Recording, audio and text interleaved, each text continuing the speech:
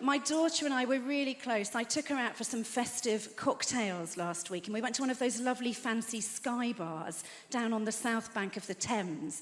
And as we were queuing to get in, they were doing very, very thorough bag checks on the door. My daughter's face just fell, and she said, Mum, they won't suspect you.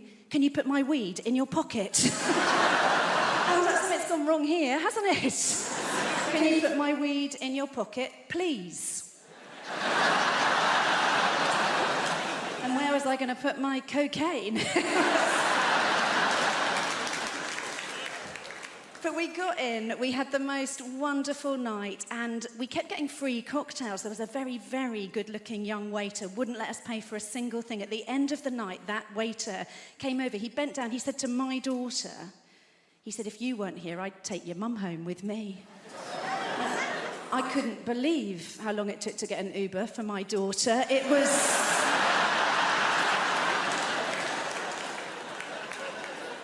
So I found this thing online that can best be described as a menopause magnet, right? I don't mean George Clooney. This is literally a magnetic device to help a woman through the menopause. This thing arrived in the post. It said it would help me with my mood swings and my hot flushes. And what you do is, I know this sounds weird, sir, right? But what you do is, you put a magnet on the front of your knickers. You put a metal disc on the inside of your knickers. It keeps the magnet securely and discreetly in place. And that bit works so beautifully. But what they don't tell you on the menopause magnet packaging is when it is tucked neatly and very discreetly in your pants, distinct possibility you will find yourself metallically attached to the self-checkout in Waitrose. The unexpected item in the bagging area. I just rang it through as a butternut squash and I pissed off. I felt so stupid. The week before, I'd spent a whole 10 minutes attached to my tumble dryer. I mean, it was a very nice 10 minutes if I'm... It took me so long to decorate the tree this year. All the baubles kept getting stuck in my pubic triangle. I've still got at least one novelty Santa down there. But no, they're really powerful magnets. Honestly, so if you've got any metal fillings, I'd shimmy back a bit and shut your mouth. A pandemic was no place for a menopausal woman, right? Do you remember when they were taking your temperatures everywhere before you could get in? We were only ever one hot flush away from getting fully cancelled. It was... I remember the last time it happened so clearly. I was out with a friend, we were trying to just get a pizza, and they were taking temperatures on the door, and the guy took mine, and he looked at me, he said, there's a problem. And I said, what do you mean there's a problem? He said, I'm really sorry, there is a problem. And I said, am I a little bit overheated? That's funny, because I'm a 50-year-old woman. I've just spent an hour and a quarter on the Northern Line wearing a mask, and I raised 2 children single-handedly. I gave birth to them with no pain relief, while their dad complained his back was hurting, and I hadn't had a good night's sleep in about 2 years because of my anxiety, my irrational crying, and my vaginal dryness. I don't know what my body's doing. It should send the tears down there. That's where I really need them, and I am attached to your fire extinguisher by my pants.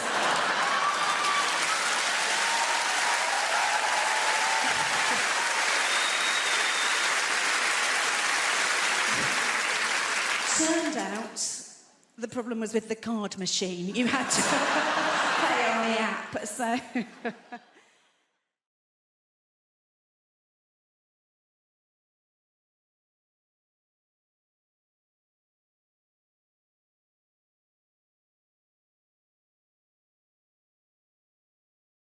I've been doing camp old nonsense in show business for 20 years now, and I've worked with some fascinating people like Postman Pat. I'm sorry to tell you, but the man's a I'm sorry for language. But we did Panto a couple of years ago, and he was constantly upstaging me and pulling focus. In the end, I said, you're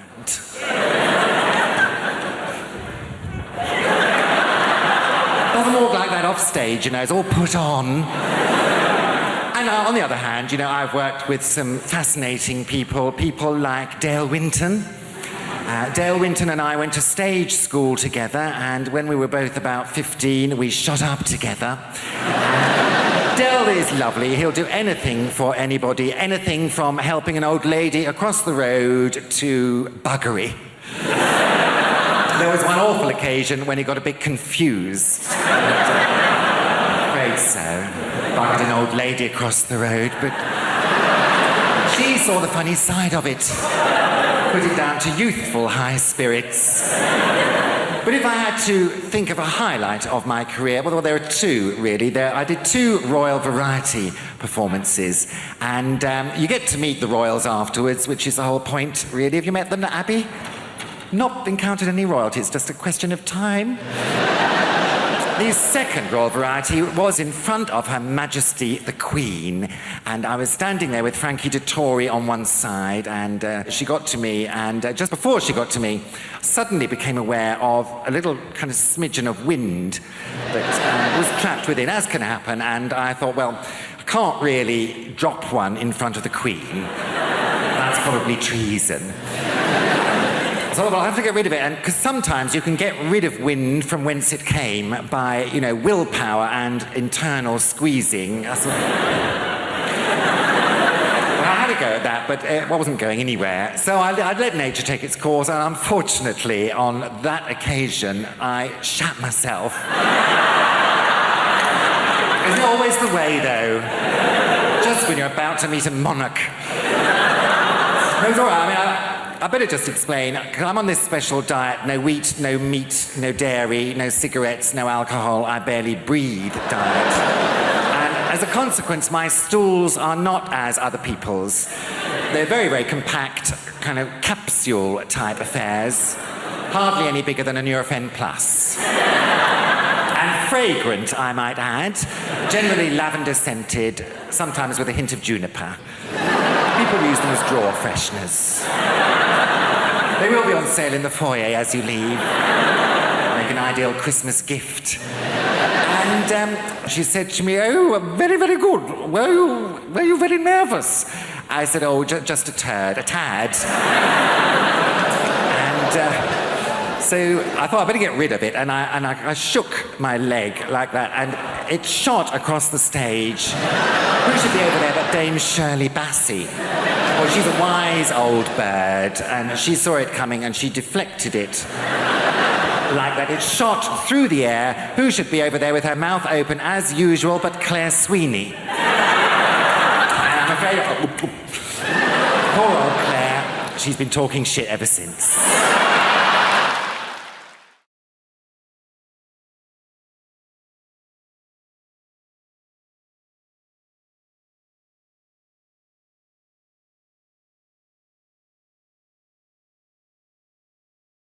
And I love Argos, man. My woman took me there, man. I freaked out about Argos. You English people do stuff different. You got that catalog shopping at Argos. The only store where you keep the catalog at the store. Like people go, "Hey, do you want to go down to Argos and check out the catalog?" Why didn't we bring it here? Because that's not what you do here. We're going to go down there and check if stuff's in stock or out of stock. Spend a day with it. And I'll tell you something, Argos freaked me out. First time I ever walked into Argos, they made me feel like I was a spy. Because I walked up to that teller, and I handed her this little piece of paper. And she just looked at me and went, "Okay. Go to checkpoint B."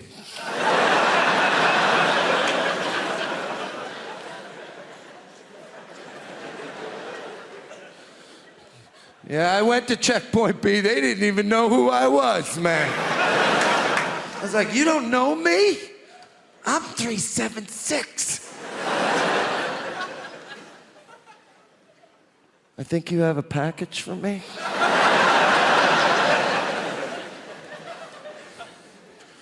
My woman, she loves Argos, man. My woman loves Argos because of that catalog. Women love catalogs. Catalog to a woman is like the Bible, except real. Yeah, stuff actually happens in the catalog. My woman doesn't even need to look at the index to know what page the stuff she wants is on. My woman walk into Argos, just kick those doors open, grab her little red gambler pen there. Feel lucky, Tom. She'll flip through that catalog like she was a Jedi Knight. She'll be like, that's what I want, Tom. And I'm always amazed. I'm like, wow, how'd you do that? She goes, I'll show you something else, Tom. That's what you want. And I'm standing there looking at it going, I don't even know what I want. And then I look at it and go, holy shit, that is what I want. A trampoline.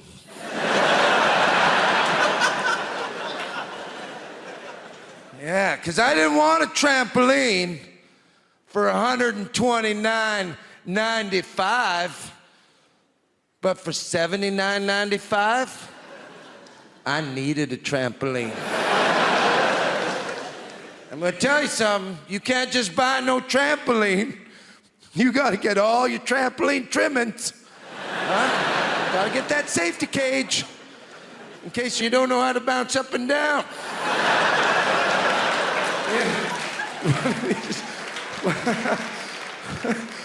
One of these sideway bouncers. Turns out I'm a sideway bouncer. I was bouncing from side to side. I smashed my head against that safety bar, and I'm bleeding in the safety cage. And thank God that safety bar was there to stop me from landing on that soft grass.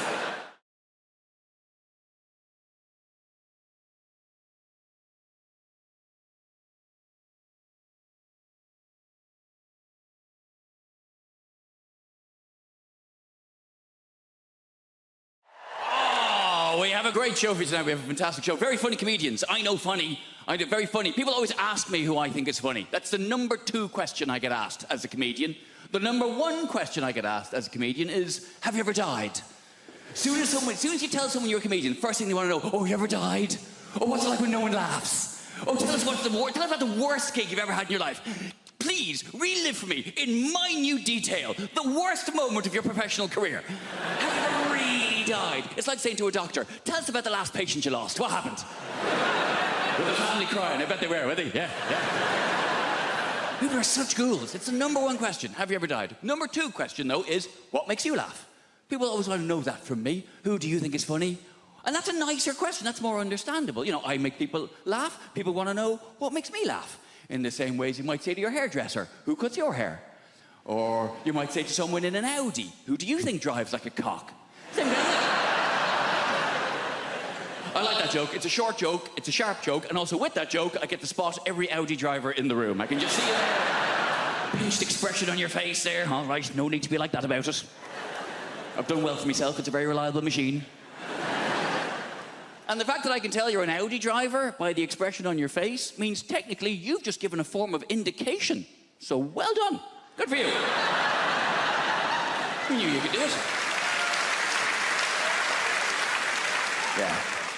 Have you ever died? Who do you think is funny? You always get asked the same questions. That's why I don't like doing interviews. I love doing this job. This is great. I love standing here talking to you, though. But doing interviews, it's a necessary evil. It's part of the job. I having to answer questions. And I don't even like watching interviews. You'd rather watch a comedian tell jokes than talk about how they wrote them. You'd rather watch a singer sing songs than talk about their inspiration. You'd rather watch a sports person do their sport. You'd certainly rather watch a sports person do their sport. Come on now. Sports interviews can be turgid affairs at best. And then I hit it with my foot. You mean you kicked it? If you like. They're really interesting. They're really, and I'm not slagging sports people. It takes a great deal of single-mindedness to excel at a sport to a point where people want to interview you about it. But sports people are famous because they're good at sport, not because they're good at talking about sport. That's why you find a sports person who is good at talking about sport, the BBC will cream their knickers over them. We found a woman. She used to ride horses. That's a sport. And she's quite lively and engaging and charismatic. Put her on absolutely everything! Do not let her out of your sight. Even people I'm a fan of. Andy Murray. I love Andy Murray. Britain should be very proud of Andy Murray. He's done a lot to be proud of. He's won Wimbledon. He's Olympic gold medalist. And he put up with a lot of shit when he was, what, 8th best in the world? Oh, you bloody loser, you. He's done a lot to be proud of. He's won Wimbledon. He's Olympic gold medalist. And he's magnanimous in victory. He's humble in defeat. And he's a big comedy fan. He's been to see me live. I've met him. Lovely bloke. But Jesus Christ. I cannot listen to him drone on one more time about how he won stroke lost another tennis match. I can't do it. Well, then I hit it to him, and he hit it back to me, and I'm very good at tennis, but he is also very good at tennis. Some days I'm better at tennis than he is, but I think what's happened today was he was slightly better at tennis than I am, and that's maybe why he won the game of the... Oh, for God's sake, man! I'm not very sporty, you can probably tell. I like hill walking. Doesn't really count as a sport. I like hill walking and camping. Proper camping, though. None of your glamping bullshit. Glamping. Derivation of the words glamorous and camping. Where you stay in a yurt, which is more expensive than a hotel. What is wrong with you? A lot of people don't realise yurt is a derivation of the words eura and twat. A lot of people don't realise that.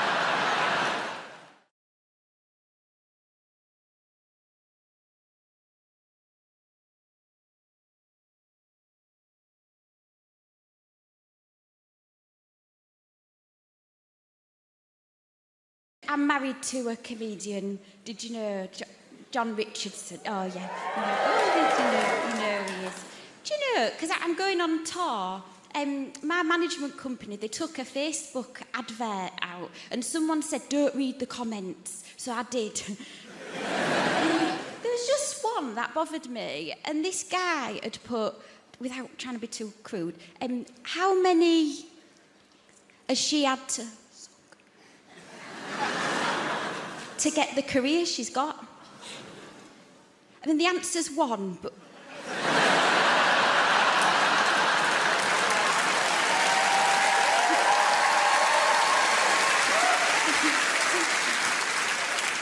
It's weird to applause that, isn't it?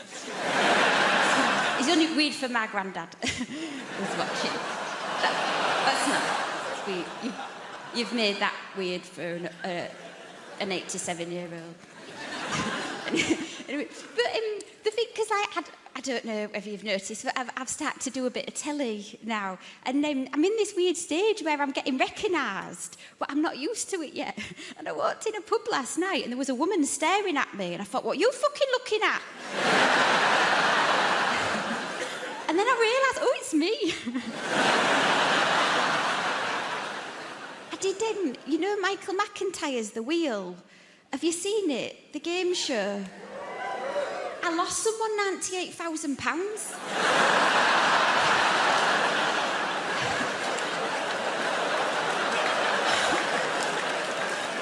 No. If you've seen the show, you know they go back down in the ground. When he went down, he turned to me and said, I've had a lovely day, thank you. That would have slapped me. We're both vegan now. I'm a vegan that likes steak for the iron.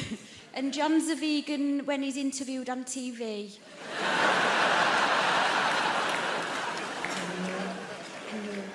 It's a weird life for him, though, you know. I've seen it through his eyes. The situations we're getting... Because he's been on TV 10 years. We went and did this gig, you know, in a school. And then we parked up, and he turned to me and he said, I've got to go. And I was like, oh, all right then, just wait till you get in. He was like, I've got to go now. And he didn't let me get out. He got on the back seat, and luckily we had a bucket because we've been to Seaside. We've got blacked out windows. And I got out, and there was 2 of his fans waiting for him. And they said, we've come all the way from Rotherham to see John. They said, where is he? I said, he's shitting in a bucket in the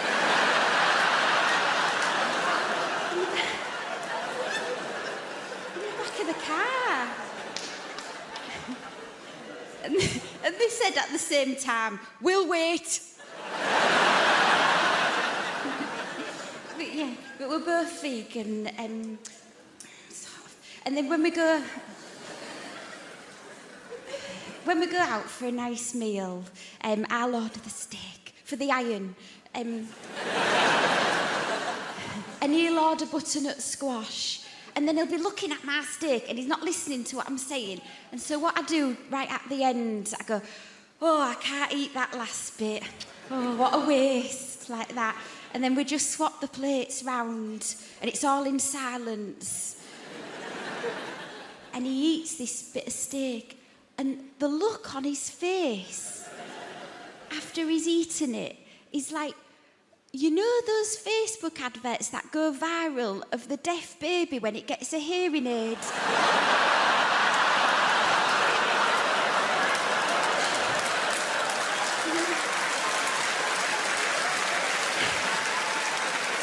And here's its mother talk.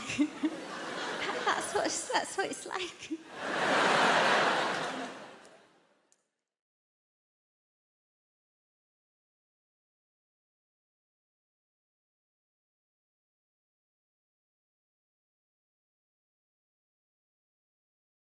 I've got the memory of an elephant.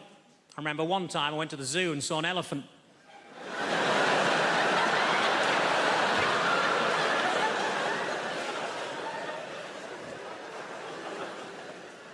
I was disappointed to find that Dunkirk wasn't actually a biography of William Shatner.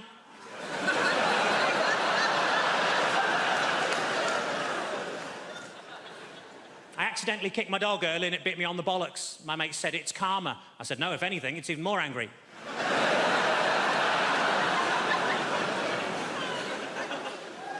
I tell you what always catches my eye, short people with umbrellas.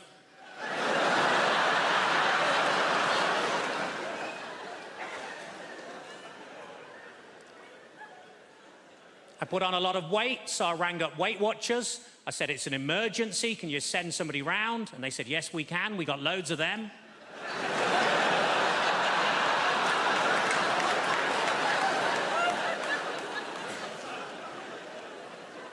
I was actually thrown out of Weight Watchers for making sarcastic comments at the weekly weigh-in. As you can imagine, I accepted the decision with huge grace, because they threw her out as well.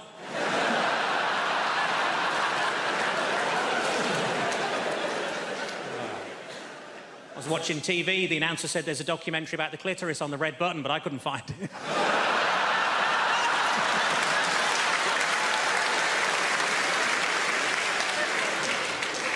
I was in a fancy lingerie shop. I said, are these knickers satin? He said, no, they're new.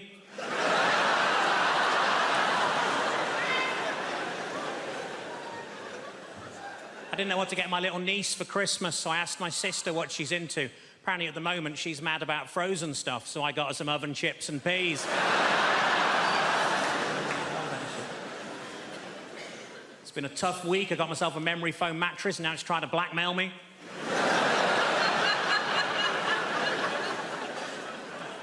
As a child, I was made to walk the plank. We couldn't afford a dog.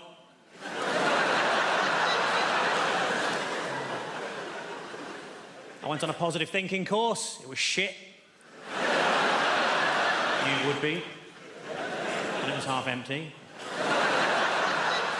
The area in a Nando's between the front and back door is called the peri-perineum.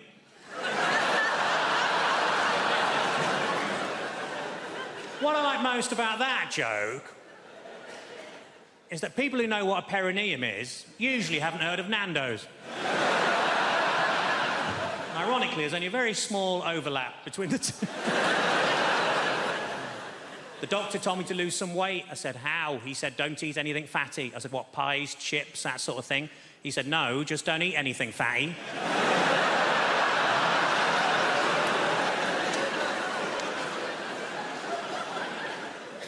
Old lady names are very much back in fashion at the minute, like Lily or Elsie or Rose, and we wanted something like that for our daughter, but we couldn't decide, so in the end we just called her Nan.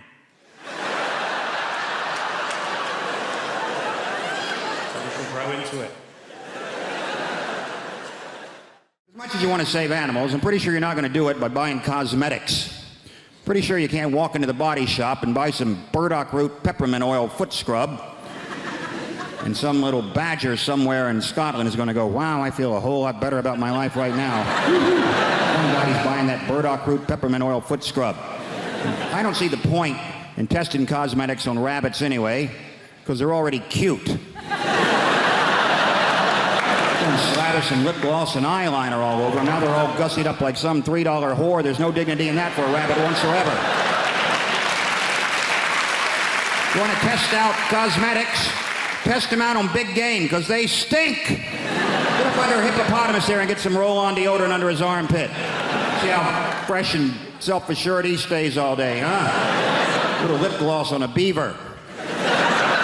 Real beaver. Stay with me, fella. Real beaver. Right? Dam building, log eating beaver. If he's charged through 60 logs and he's still wearing that lip gloss, that's some damn good lip gloss right there, ladies and gentlemen. You know this whole thing about, you ever meet someone famous and you tell your friends and then they say, well, what was he like? Because all they really want to hear is that he was a prick. So they like to say Tom Cruise is the nicest guy in Hollywood.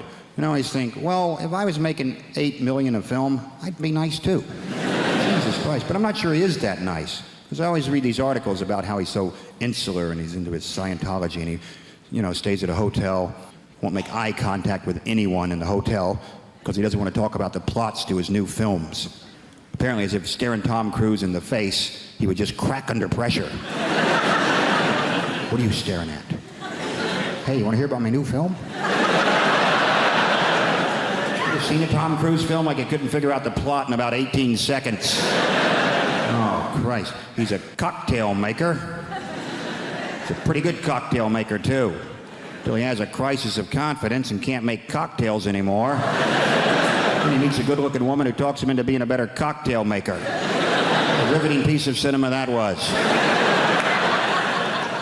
Then he's a race car driver. Pretty good race car driver, too. Till he has a crisis of confidence. Can't race cars anymore. Then he meets a good-looking woman who talks him into being a better race car driver. Then he's a jet pilot. Some of you are starting to see a pattern emerge here. Pretty good jet pilot? Yes, he was. Until he had a crisis of confidence, couldn't fly jets anymore. Then I believe he met a good-looking woman who talked him into being a better jet pilot. Then he was a sports agent. Then he was the brother of a retarded guy. He was a pretty good brother of a retarded guy until he had a crisis of confidence and wasn't so sure he was such a good brother of a retarded guy. And then he met a good-looking woman who talked him into being a better brother of a retarded guy. Then he was some kind of, I don't know what he's in now, War of the Worlds. Maybe he fights the world. You know what? I bet he's a pretty good world fighter. But at some point he'll probably have a crisis of confidence. He's going to meet a good-looking woman who convinces him it's okay to fight the world. Could be a Scrabble player for all I care. He's a pretty good Scrabble player. Till he draws all vowels. Has a crisis of consonants. And he meets a lovely Welsh woman who teaches him a lot of words he's never heard before. It's lovely to be here. I've come all the way from Brighton. Just in case you're wondering what this haircut is about. Might be a new face for some of you people. Don't panic, the BBC invited me here because they needed a beige lesbian. So I'm just here to tick some boxes. Not your box, madam, just a metaphorical box. I'm half Spanish, that's what's happening there. I've got a Spanish mum, and she lives here in the UK. It's all very legal. She's lived longer in the UK than she's ever lived in Spain, but the brilliant thing about my mum is that she's never lost her accent. She's done very, very quickly. She's done these lost words she cannot pronounce. Lost words she cannot pronounce, huh? My favourite word that my mum's never been able to pronounce is my brother's name. It's not even a difficult name, his name's Stephen. I don't know if you've noticed this, Spanish people, any word that begins with the letter S, they struggle, right? So my mum doesn't call him Stephen, she calls him Steven.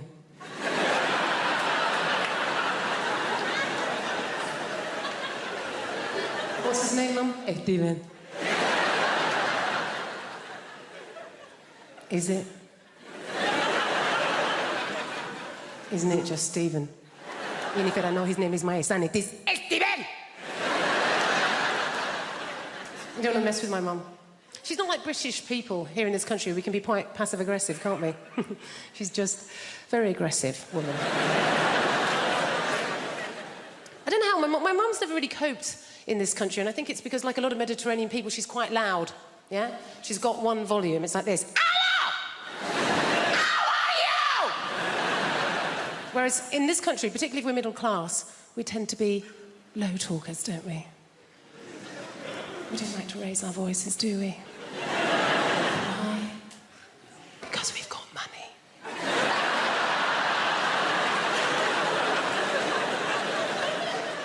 And we just assume that if you are raising your voice, well, you're probably poor. Or worse, foreign. Great thing about having a Mediterranean mum is they feed you. Oh, my God. She's always feeding. That's her way of showing that she loves her children, is to feed us. You know, I can remember going around friends' houses, you know, like English mums. Go around an English mum's house and the conversation with mum's more like this. I think you've had enough. My mum will feed you till you puke. Anything can be going on in my life and my mum will relate it back to a meal that she's cooked. Do you know what I mean? Like, so good or bad, particularly if I'm depressed. If I phone up my mum and I've had a terrible day, yeah? I phone up my mum, conversation always goes like this. Oh, Jennifer, my God, I'm so sorry to hear that you're having a hard time right now. But you know what? Don't worry, okay? I made a soup. Come home. You sound hungry. I made a chicken curry, made a lamb tagine, made a casserole, Jennifer. I made some tortillas, some paella, some curry, Jennifer. You love the curry, maybe some meatballs, some pork ball, beef ball, aniseed ball, banana ball. You're a lesbian. You don't eat enough balls. Please, come home. Eat my balls. They say it's hard, you know, bringing kids up is difficult. They say kids these days are influenced by these new hyper-violent computer games. And that's nuts, isn't it? If we'd been influenced by the computer games from our childhood, we'd have to go around going like, beep.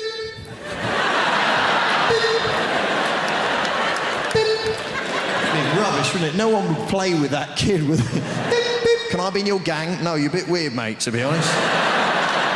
Imagine being influenced by Pac-Man. You'd have to, like, walk round in a darkened room munching pills and listening to repetitive music.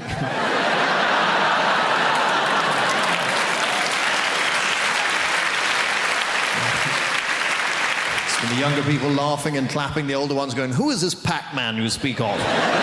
Not one of the rough boys from the estate, is he? There were some rough kids where I live, and they're not being rough, they're just being confusing. You know, you come out of your house, they go, yeah, your mum makes gravy for leopards, innit? Yes, I believe she does. She does a lot of charity work. These are scary kids. Even the dirty old men are scared of these kids. See him turn up in their car, put the window down, like, hello, little boy, do you want a sweet? The kid's like, what sort of sweets have you got? Said it best be good if you come on here and trouble me with your sweetie talk, right? You don't want none of your mojo or drumstick rubbish, you get me? You must have a serious sweetie offer for me, boy. Blokes panic. I was like, well, I've got bonbons. I wasn't sure what to bring, to be honest. Dib-dab there, wham-bar. Wham-bar, your sweets are rubbish, man, shut up. No. Wham-bars used to be big like that. Now they're small, innit? So you're going to have to do better than a wham-bar if you want to see my dick, right?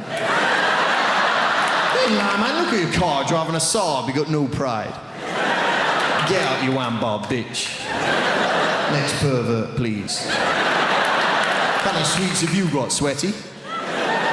What do you mean, Neverland? Yeah. Well, we live in exciting times anyway, you know. It's very exciting being in London, you know. The Olympics. Fantastic. We didn't really want the Olympics till we heard France might get it. British people are, oh no, all that running and jumping. It's not really for us, is it? When is it? No, I'm busy that week. What? France are going to get it? Bollocks, we'll have it.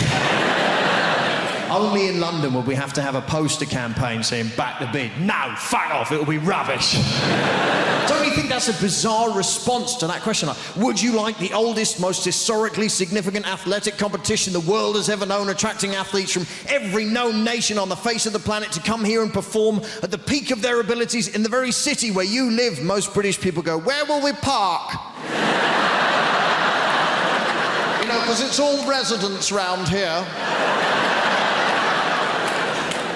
There's others going, no, man, the tubes will be packed, you get me? People getting on the underground with, like, javelins and shit. No.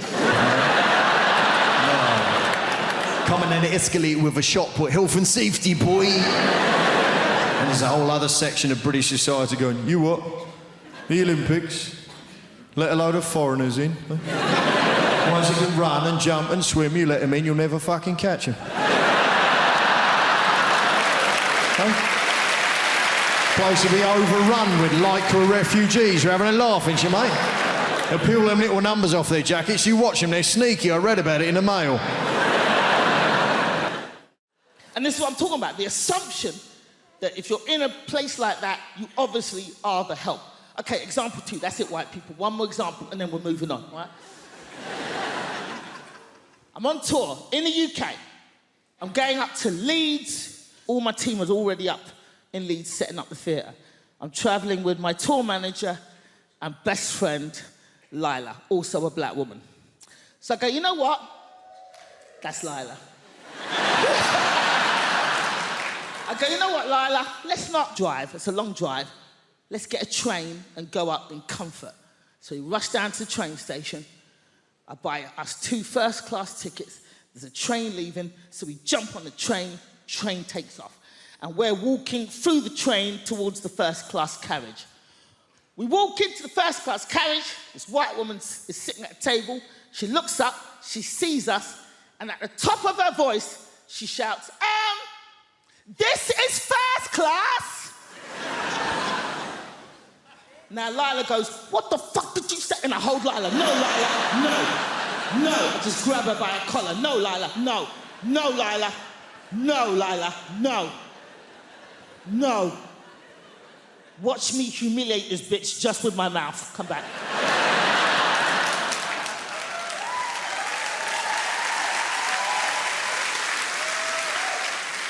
So at the top of my voice, I say, thank you, lady. But what was it about us that made you assume that we didn't belong in the first-class carriage? She starts to fumble. Everybody on the train just kind of leans out from behind their seats.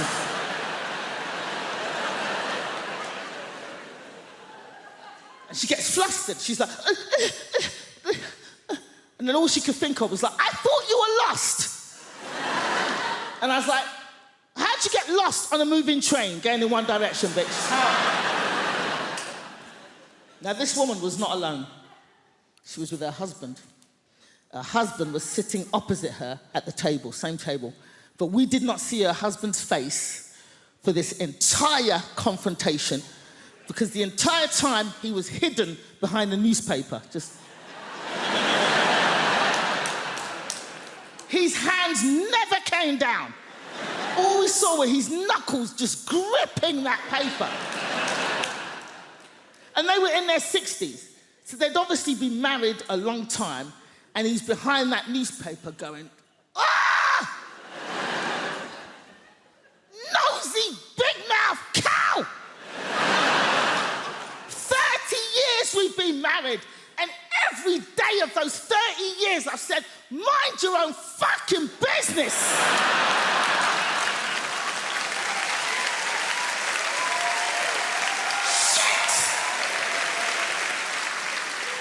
And now we're both gonna get beaten up by these 2 black boys.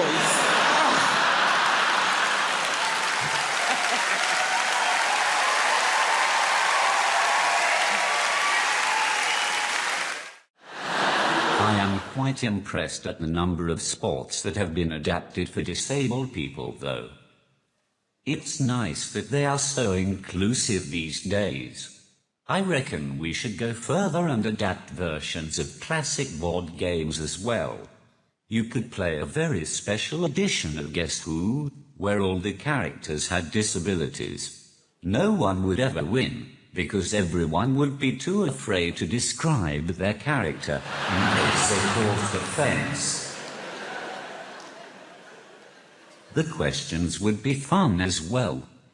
Is your person incontinent? Does your person have crayon around his mouth? Does your person have trouble speaking properly? Is your person Danny Dyer?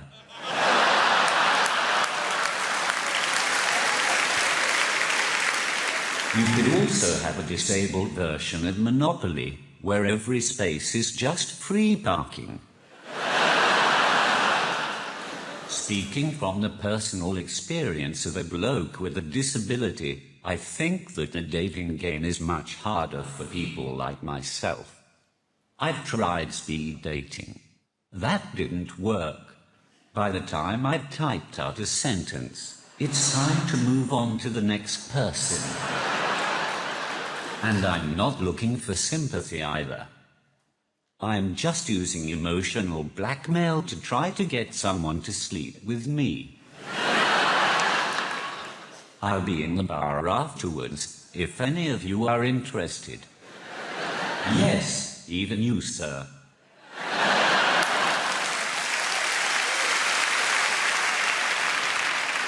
One of the main problems I have with dating is that I find it hard to approach girls in the traditional sense.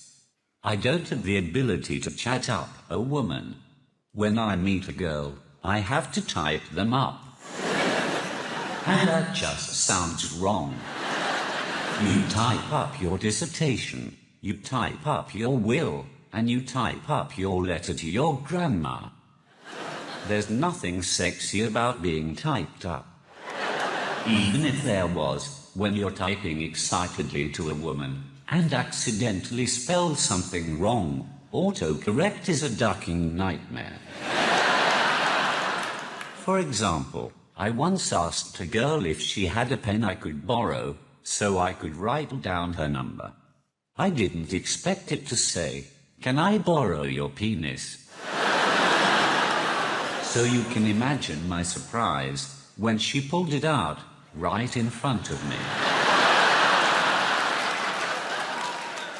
It's at this point in my set when I like to remind people that I'm not related to Stephen Hawking in any way. In fact, the closest I have ever come to being Hawking is when I went to see The Theory of Everything at the cinema. It's the movie about Stephen Hawking and his life. I didn't go to watch it though. I just went so that I could sit at the back, say random sentences on my iPad, and fuck with the rest of the audience.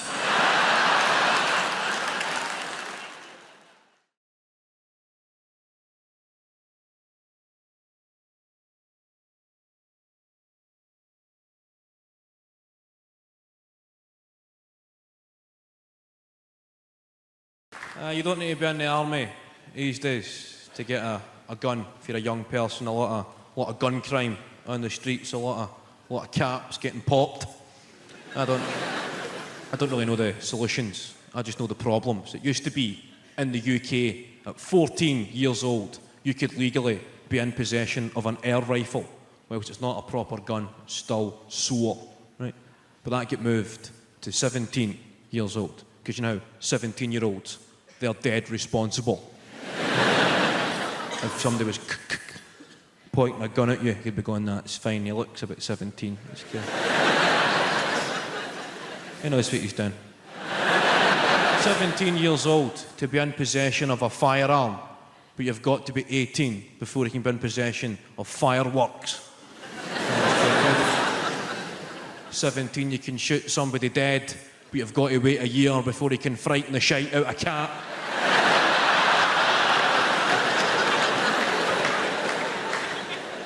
But drugs, I get offered drugs quite a lot in this game. You get offered the usual suspects like ecstasy, speed, and a drug called horse tranquilizer.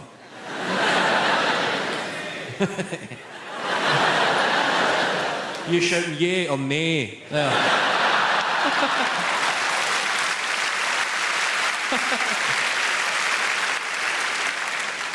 I can understand people who don't know anything about drugs. Maybe trying ecstasy because it sounds quite good, or the connotations of the name, ecstasy.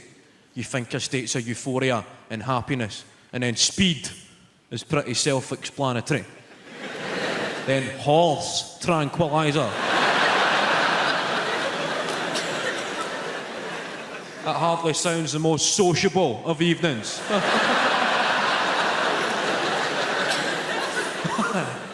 The fact I've replaced the original name with the effect it has on a horse. I think that's the way every drug should be tested. Give a lot of them to horses, then you can see what it actually does to you. It would also make the Grand National pretty interesting. 20 quid on the one that's breakdancing, please. I was watching a programme about children from the opposite end of the social spectrum. A programme called My Super Sweet 16th. Anybody seen this? Don't get too excited, it's quite shite.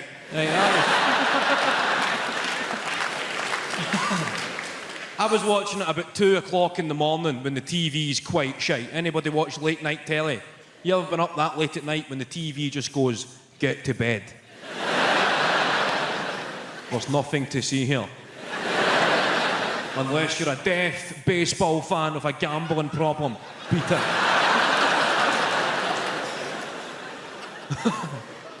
Does anybody watch these late night Channel 5 phone-in quiz shows? Anybody seen these, like Quiz Mania and The Cash Vault? It's just robbing drunk people.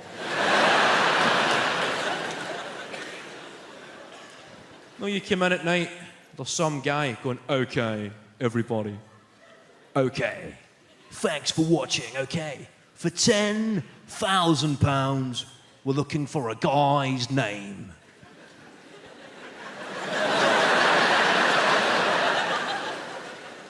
You come home steaming. I know a guy's name.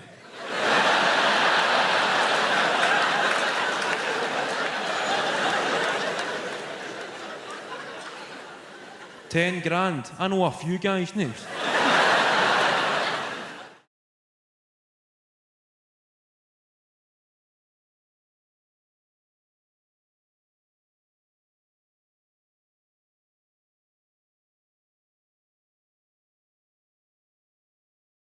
I read this thing, right, online, so it must be true, where everyone who's under the age of 30 is going to live till 160. Like, you look tired now. 160? I don't want to be sat in a flat, leaking, liver spotted. Your ears and nose, they never stop growing. I'm going to be sat there looking like I work at bloody Gringotts Bank, just like, And I think if I get to 160, I'm ending it. I don't know how you do it. What are you going to do? Sort of suffocate yourself with a bag for life? I reckon the best way, and maybe like a toaster in a bath situation, but it'd be one of those like sit-down baths with a chair and a door, and then you have to wait for it all to fill up. You put in a bit of matey for a last bit of luxury, and then you go, oh shit, I forgot the toaster, and then you have to wait for it all to drain. You open the door, you go out onto the landing, down a stair lift, into the kitchen, you go, what the bloody hell have I come in here for? It's never going to happen.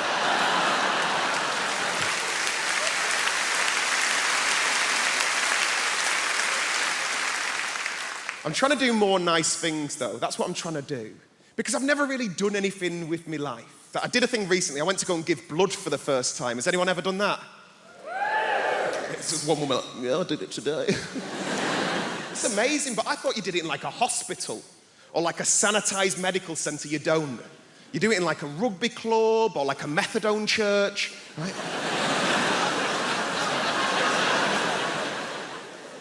I turned up to this bingo hall near my nan's house, right? I was greeted by the second moodiest person I've ever seen in my life. It was a woman called Linda.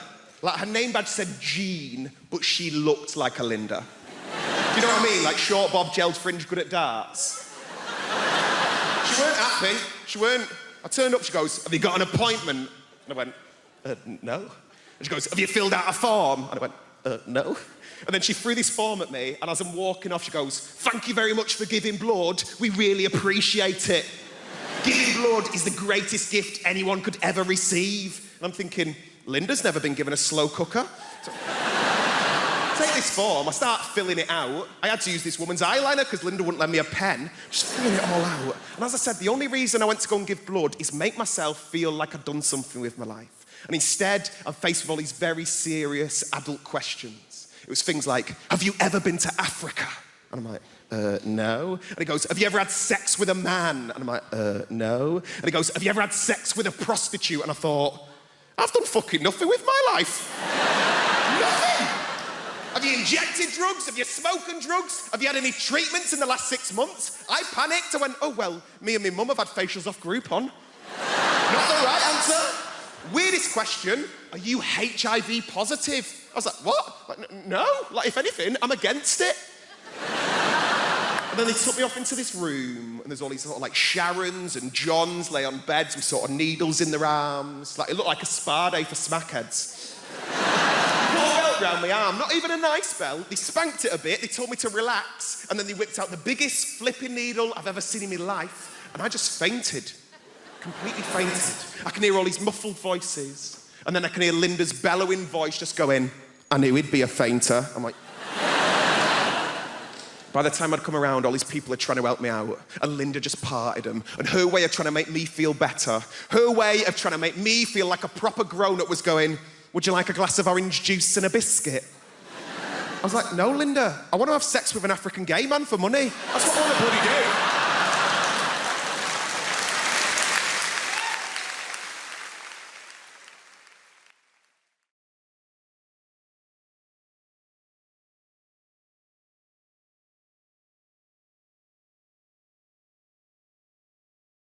Oh, yes. You know what I love about London town is we welcome all the people from all around the world, innit? I bet you he's got people from overseas in the house tonight. Overseas people, show me some love. Loads and loads and loads. What about over there? I saw a few people who was from overseas. Where are you from, guys? Australia. Welcome the Australians. There's so many Aussies in London. We even got nicknames for each other. That's crazy. You call us Poms, innit? Yeah, we call you racists.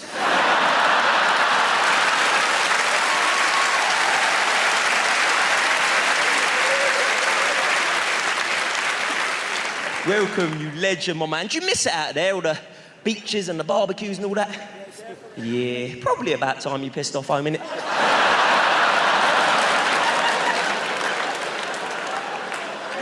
Jokes, jokes, jokes, you legend. It's just banter. Do you know what I mean? We'll have a drink in the bar afterwards? Yes. Promise you'll serve me first, though.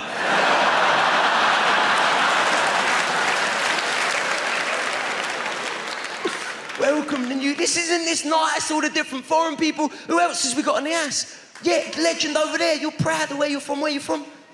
Wales. You idiot.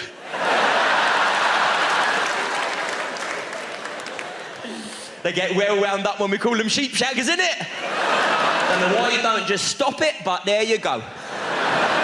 Welcome, geese. I've been to Wales. It's a nice place, isn't it? There's even like a time difference, ain't there, which I couldn't believe. Yes, I was in Swansea. They're about 8 years behind.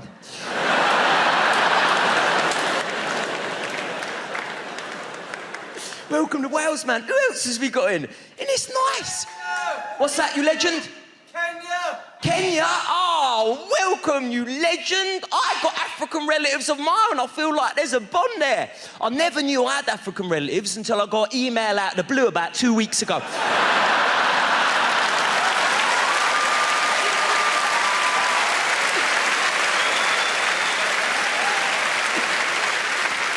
Welcome, welcome. I love it all, man.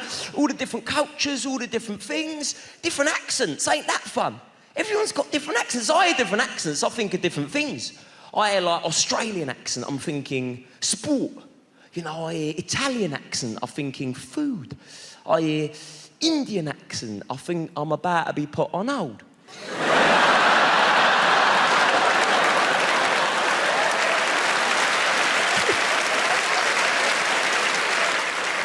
Welcome all of yous, man. Welcome all of yous. Because that's the thing about London, we do welcome ya. You know, come along, have a giggle. I'll say there's only one day every year when we don't welcome the foreigners. When we let all the frustrations on the foreigners out of the system. Just one day every year in London. London's, you know what I'm talking about, innit? That one day every year, we close down all the roads in the centre of London. And thousands of people chase after these 5 Kenyans.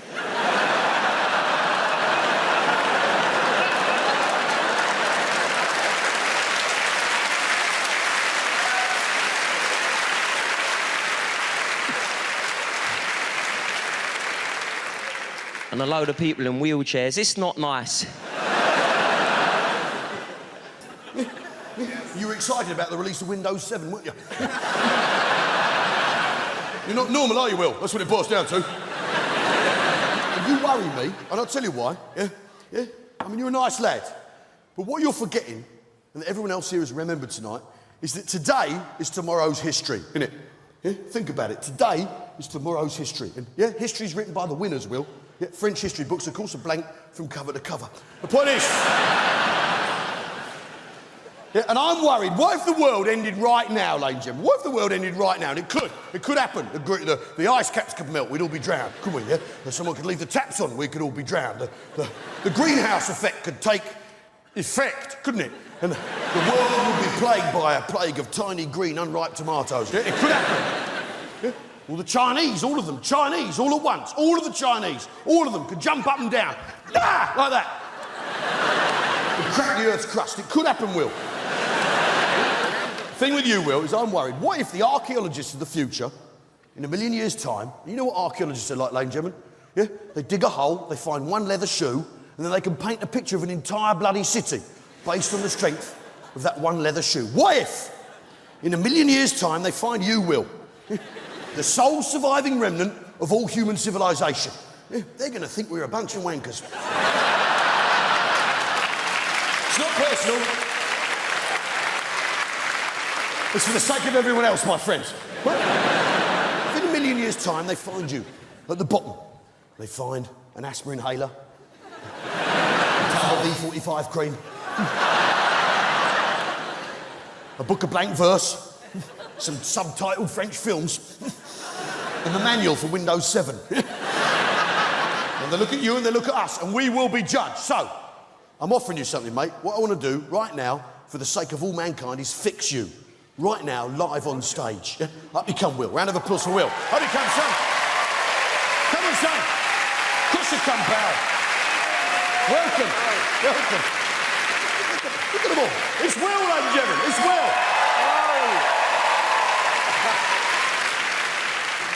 Welcome. Yeah, you got any hobbies, Will? I quite like tennis. You quite like tennis? Quite like tennis. I've got a lot of work to do here, haven't I? You disgust me. Now, It's a good game. Shut up. Now, what we're going to do, it's dead simple. What we're going to do is we're going to do compare and contrast between me and you, right? Normal and Will. Okay. You up for this? Yeah. Okay, so put your hands out in front of yourself like that. Yeah, like that, so everyone can see them. Yeah? That's it. Yeah? Now look at my hands. Yeah. Now look at your hands. Yeah? Now look at my hands. Now look at your hands. Now look at my hands. Now look at your hands. Now, tell me, Will, what have I got that you ain't? You've got 2 rings on. No, it's not the rings. But what's happening there, mate, is I'm pointing at the moon and you're looking at my finger. Can't see the wood for the trees. What I've got that you haven't is class, isn't it? How so? No, look, I'll sort you out, pal. Here, put this on. Put that on. It's too big. Yeah, put it on. Which finger? Yeah, shut your face. Which finger? Put it on. That one, you donut. There you go. And the other one. There you go. Yeah, and now, here we go. Let's sort you out. Yeah, you got rubber bands on and stuff, haven't you? Hey, rubber bands. Yeah, to show how much money you give to charity. You arsehole. Hey, shut. Yeah. We're nearly there. Let's see it. Nearly. One last touch for you, Will. 1 second. Here we go, pal. How about this? Yeah. Put this on. Put this on. There you go. Yeah, pop that on. Yeah. Calm yourself down, Kerry. There we go. Fantastic. Now take a look. You feel better. It looks better, doesn't it, gentlemen? Yeah. My girlfriend said to me, have you been having sex behind my back? I said, who the fucking hell do you think it was? And another thing, it wouldn't kill you to look round once in a while, check how I'm doing. Well, I'm Jimmy Carr, and we've got Alan Carr on the show later on. How about that?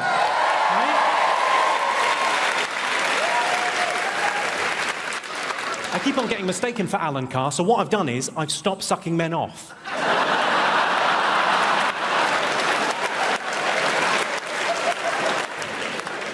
Don't get the wrong idea. You know, I'm a very gay-friendly act. I was asked last year to judge Mr. Gay UK. I said, no problem at all. He's against nature and against God, and he's going to hell.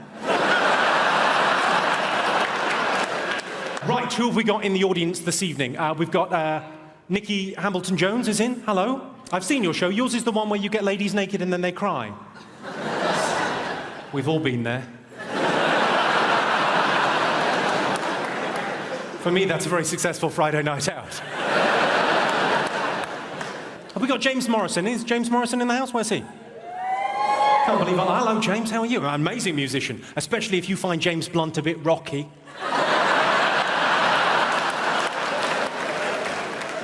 You Give Me Something's an amazing song. You Give Me Something is my favourite song ever about chlamydia. My favourite. I love it. Dean Macy's here. Where's Dean Macy? Dean Macy? You're our hope for Beijing, aren't you, in the decathlon? I love the decathlon. You know, it's where you do 10 different things, isn't it? Sort of jack of all trades, master of none. If you don't mind me saying. The 2012 Olympics is going to cost £8 billion, which is, you know, a lot of money. It's probably going to bankrupt London, but you can't put a price on 2 bronze medals in cycling.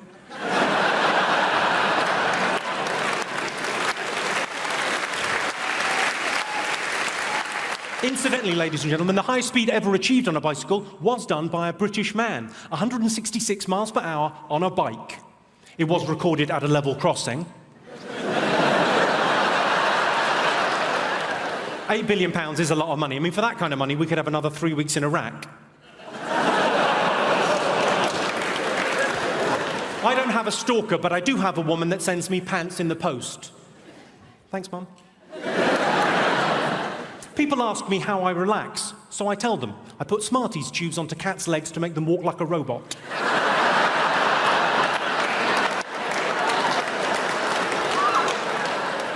If I'm really stressed, I make them go down the stairs. It's adorable, they look so confused. I realise some of you will be worried about the cat. Don't worry about the cat. If it's hurt, if it breaks its leg, it's already got a splint on.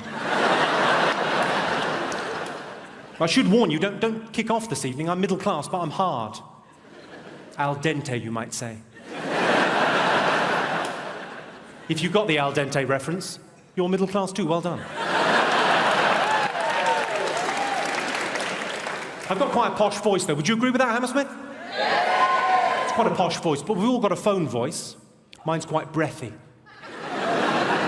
I quite like those phone sex lines. I like them because they're the only place in the world where premature ejaculation is an advantage.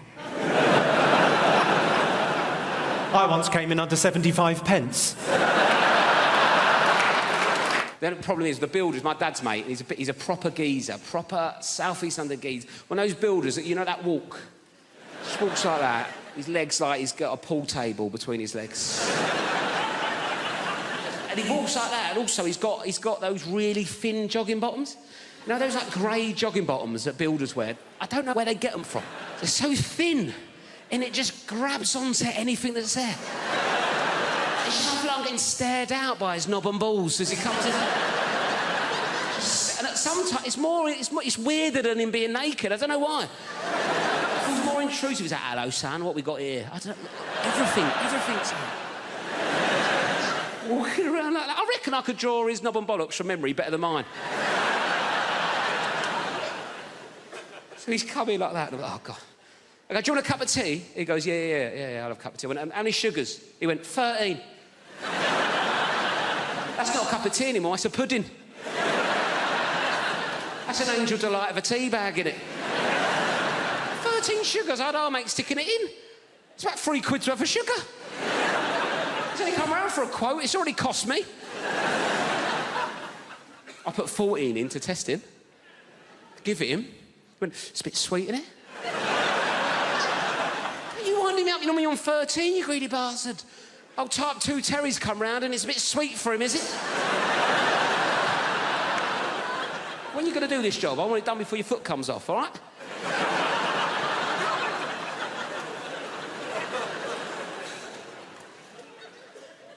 Anyway, I had a Kit Kat in the fridge, right? I thought, right, let's get him back on side of Kit Kat, right? He's into sugar. I like introducing people to new things, see if he wants a Kit Kat. 4-finger Kit Kat. Like, how would you eat a Kit Kat? 4 fingers? I've said that wrong, haven't I?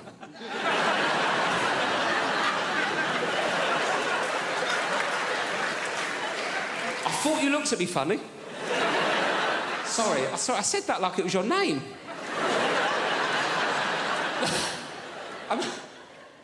I meant to say... I don't know what I meant to say. I meant to how would you eat a 4-finger Kit Kat? But I went, how'd you eat a Kit Kat? 4 fingers.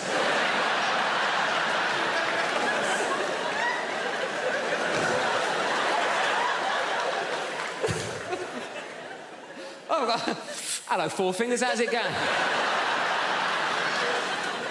Who needs thumbs, eh? Me to smoke by the looks of things. Sorry about that. Not an ideal nickname for a young lady, is it, really?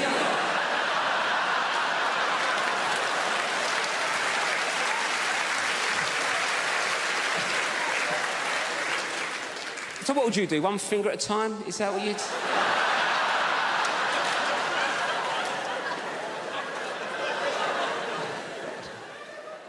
Should we start again? Sorry, what's your name? Anita. Nice to meet you, Anita. Sorry for calling you 4 fingers. Anyway, Anita, how do you eat a Kit Kat? That's what I was going for. 1 at a time. 1 at a time, right. 1 at a time's a normal approach to a 4... Got it. Yes. Anyway, 1 at a time's a normal approach to a 4-finger Kit Kat, isn't it, right? I gave this builder a 4-finger Kit Kat. He picked it up, put the whole thing in his mouth at once.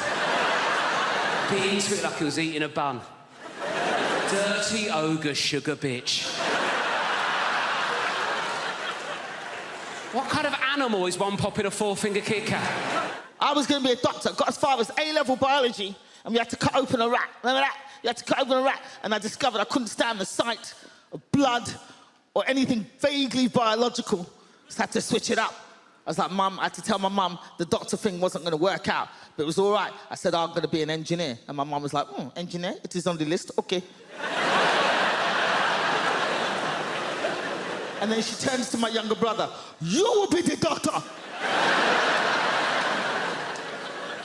And that's how it ran in my family.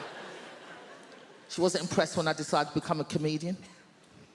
That conversation didn't go very well because I was an engineer. I worked as an engineer for years. I used to work for Otis, repairing lifts. That's what I did. And my mum was proud. Yes, my daughter, she's an engineer. And then I left that and decided to become a comedian. My mum was not impressed. She's like, comedy. Comedy?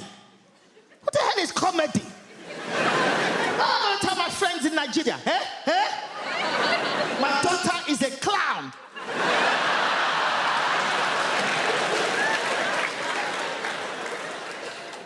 But luckily for me, within 6 months of starting comedy, I got on this talent show called The Big, Big Talent Show, hosted by Jonathan Ross. Got on this show.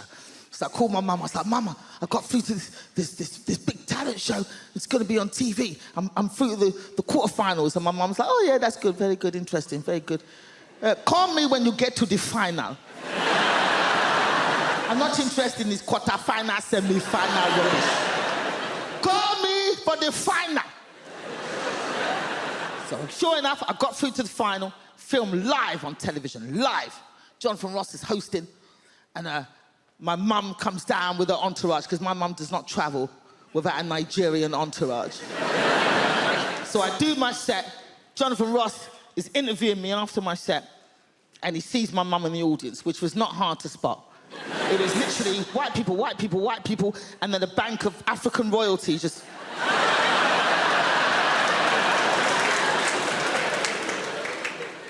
So So Jonathan points to my mum and he goes, is that your mum? That Gina's mum is in the audience. And I swear to God, my mum stood up like this.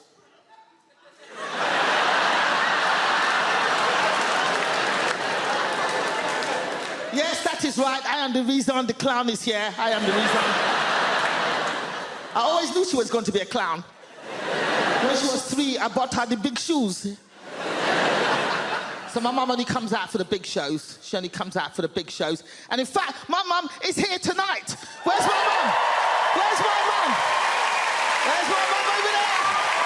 She's here. Where's my mum? Oh, look at her, standing up.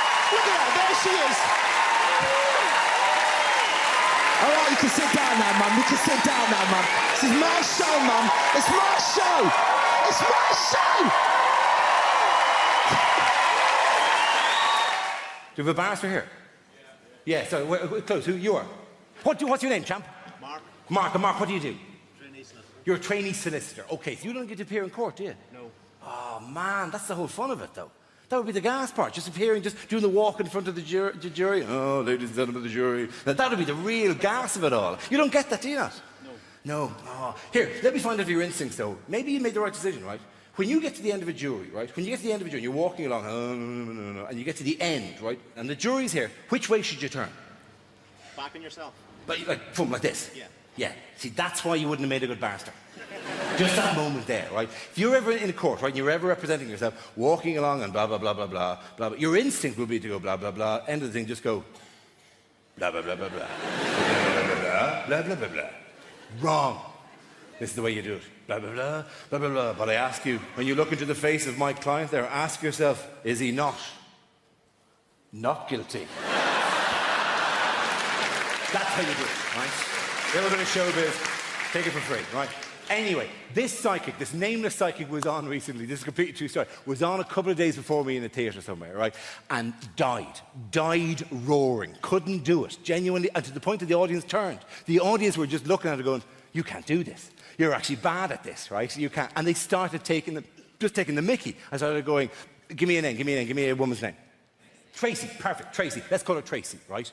Tracy. And the audience started going, Tracy, what about my mother? And Tracy would go, is she dead? And they go, no.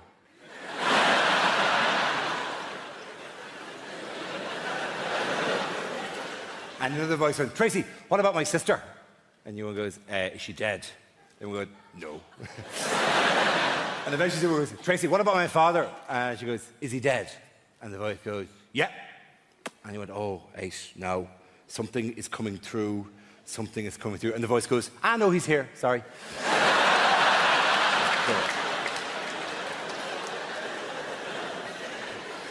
They're glorious, they're fantastic, they're fabulous people.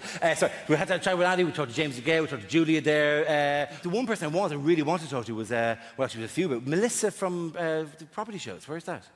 Hello, how are you? How's yourself? Good to have you here. You do the property shows on BBC Daytime, don't you? I do. You do? Yeah, well, you did. What are you going to do next year? Not so much in the property now, is that? That's a kind of a topical one there, isn't it? Do you know what I mean? Like, I'm just picking, you know? What are you going to do? A show called We're Staying Here? Or, actually, the schools aren't that bad. No, do you know what my favourite is? My absolute favourite? The best of all, right? Not grand designs, not location, with respect, not homes under the hammer. Property Ladder is the greatest property show in the world, right? For one simple reason, right? Property Ladder. You know the one I mean? Yeah. Very good. Brilliant. Best, almost the greatest television show, because uniquely, historically, it's the only television show ever that has an expert that nobody pays a blind bit of notice to. Every week, Sarah Beanie comes in and goes, Magnolia, and they go, no, we're painting it black. Every week, she's going, no, please, what are you doing there? We're digging a hole in the hallway to put a swimming pool in. What? She must be off camera every week doing, what am I even here? They don't even listen to a word I say. Every week I give advice and then they make a big profit and they think they're as good as me. Well, they're not. And she's in, she's out, she's in, she's out. It's a continuity disaster area, it really is, yeah? I'm not saying anything against her being pregnant, but it does kind of give away how long it takes these people to do a bit of basic plumbing, you know what I mean? In the time it's taken them to plaster the back bedroom that she's been in, she's had 4 kids in the time they've taken them to that. Just stick her in a poncho in episode 1 and be done with it, right? Make her Mexican. She can do the accent. Come in on a donkey going, so you want to develop the property? Yeah. Perhaps you'd like to knock through the wall and make this into a separate bedroom. Yeah, that would raise many, many pesos for you if you can possibly do that. This is true, this. Does anyone know? I fail my test. Can anyone tell me what happens, right? If you're on your driving test and an animal ran out in front of the car, what are you supposed to do? Supposed to run it over. That's the right answer. If they say anything else is a danger to other road users. I'm on my test. Everything's going great. Suddenly, this goat ran out in front of the car. So I remembered what he said, and I kept driving. A few seconds later, I look in my rearview mirror. The goat is fine. I've missed him by millimetres. Now, obviously, I didn't want to fail my test. So I slapped it in reverse like that. But I must have been chasing that little fucker through that field for 45 minutes before I ran over his head, and he still failed me. Where's the justice in that?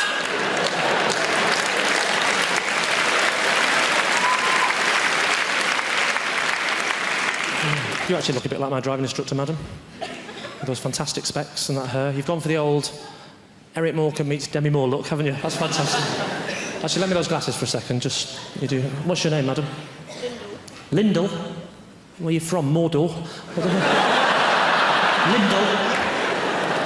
My name is Lyndall. Are you searching for a ring? That's Australian. Oh, fantastic. I'm not going to take the mickey out of the Australians. You're the same as us, aren't you? Different pronunciations, you know. You say yogurt, we say yoghurt. You have prawns on the barbie, we have yoghurt. You use KY jelly. It's yoghurt, I'm not explaining them all. You say BYO, we say good guess. The question was, how do you spell boy?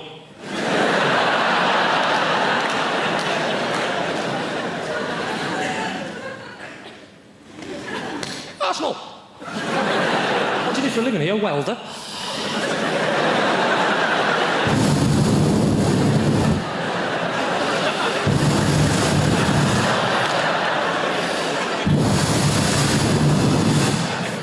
It's true, actually. My driving instructor wore glasses. This is the other Ridge film as well. We're driving down the road. She said, what I'm going to do is I'm going to slap my hand on the dashboard. I want you to make an emergency stop as though a small child has stepped out in front of the car. Before he could put his belt on, or she, doesn't matter because I'm making it up, right?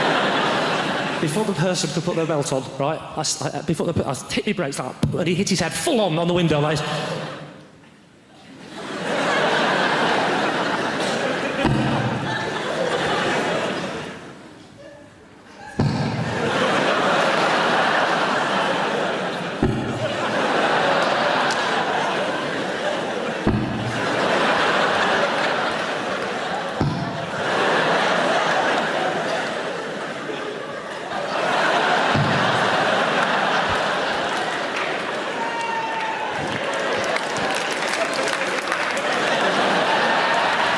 I'll just show it off now.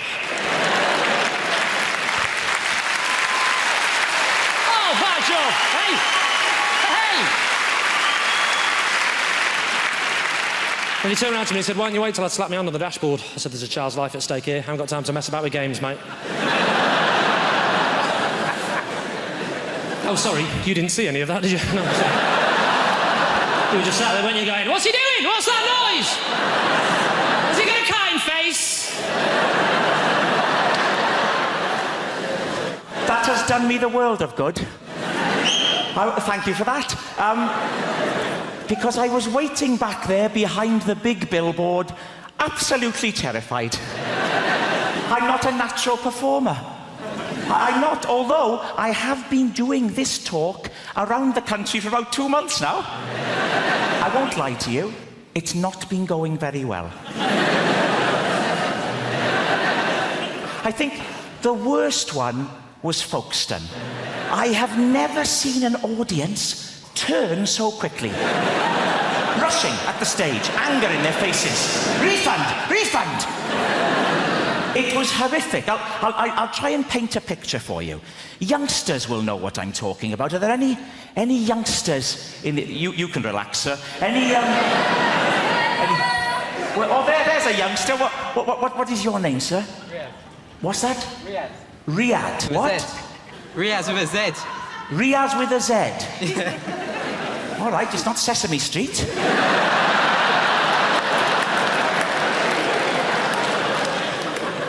Riyadh, how old are you?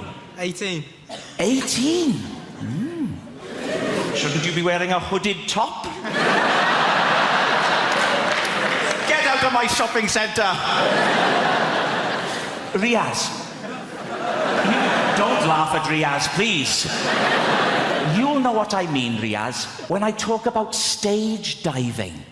Are you familiar? You won't know what I'm talking about, sir, but this is when a rock star, like a Kurt Cobain or a Duncan from Blue, they run and they leap. And you're right to be afraid. You're right to be afraid. They leap onto the audience, Riaz. It's terrifying. The audience grab hold of them and manhandle them. Turning them around like that all over the place. Terrifying. Now, what happened at Folkestone was almost a complete reversal of that. with people just rushing at the stage. It was appalling. But I don't think we're going to have a repeat of that tonight. I don't. Because I'm already getting a lot of warmth from you. I am. To quote the great Darius Danesh, there's a lot of love in the room. There is. And a wide range. We've got Riaz with a Z. No one can take that away from you, Riaz. I wouldn't try to. You'd whip out your hooded top and you'd happy slap me into submission.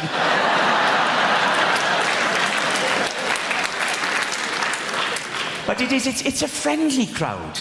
We've got a proper... Look, here we go. Right down in the front, there's a chap here wearing a T-shirt with a slogan on it. Unbelievable. A grown man. What is your name, sir? Chris. Chris, with a Z?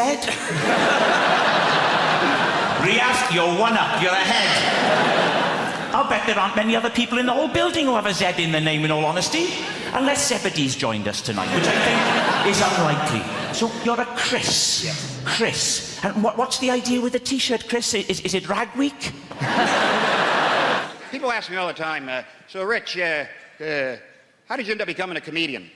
And I always say, why do you say end up, like I made a mistake? It's kind of a polite conversation you have with a tramp. So fella, how'd you end up in a skip? The most fantastic job in the world, right?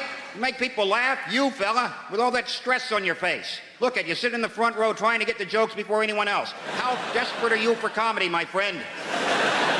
Well, you people, Brits, but... Oh, I'm sorry, what? I wasn't expecting a response. Do you work? I'm a student. A student, all right. No more questions, Your Honor. It's very easy, no heavy lifting. Yeah? Why don't you think about being a comedian? What are you studying? History. History. That goes back a long time, doesn't it? Why don't you try American history? A couple hundred years. Boom, you're done. Listen, here's the thing, all right? You just say intelligent things stupidly. That's all there is to being a comedian. Or maybe it's stupid things intelligently. It's not rocket surgery. I'll tell you that right now. That's what I get asked all the time. So I bet you were the class clown. Were you the class clown? Screw you. Why would you suggest I took a childhood disorder and turned it into a career, you prick? No one ever says to a hooker, were you the class whore? I bet you were the class whore, weren't you? Let the mystery be. I love watching Brits snap. That is the greatest thing in the world. When a Brit snaps, you don't even know they've snapped. It's not like Americans who take out 8 or 9 people with a high-powered rifle because they're social animals. Brits snap and you go, 2 hours later thinking, I think that guy snapped while I was talking to him. At that point where he crushed the pint glass with his hand, he was a bit pissed off. That's why when it comes to a war on terror, something we invented, the war on terror, because Brits would never have a war on terrify, because what's not terrifying to Brits? Everything. They just don't show it, right? Brit, you've had giants plucking your daughters out of villages a couple thousand years ago. Look that one up, history boy. It's true. So the basic British reaction to anything terrifying is this.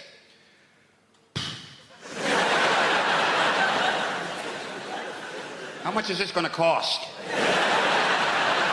You can't really care. That's why I'm pretty sure the war, the whole terrorism thing, I think the terrorists have just kind of given up on Britain, because what can they possibly do, right? Listen, I would never compare the scopes of tragedy of, say, the World Trade Center to the bombs that blew up in London, but the reaction is completely different, right? America still has this entire culture of fear about terrorism.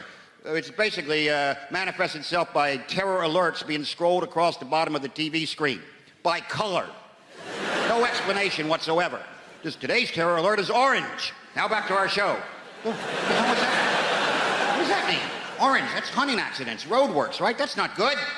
It means be very, very aware of terror. So dwell on it now and then. Whereas in Britain, they blow up the buses in London, next day people are back at the bus stop waiting for the bus, right? And complaining about it because they're Brits. Bus is late. I mean, it's late. The one yesterday blew up. Yeah, well, that was yesterday. Today's today. I live in the present and the bus is late. That's why when you watch a Brit snap, right, you got to get really close to them. They'll pick a high street and just corkscrew for a while. That's...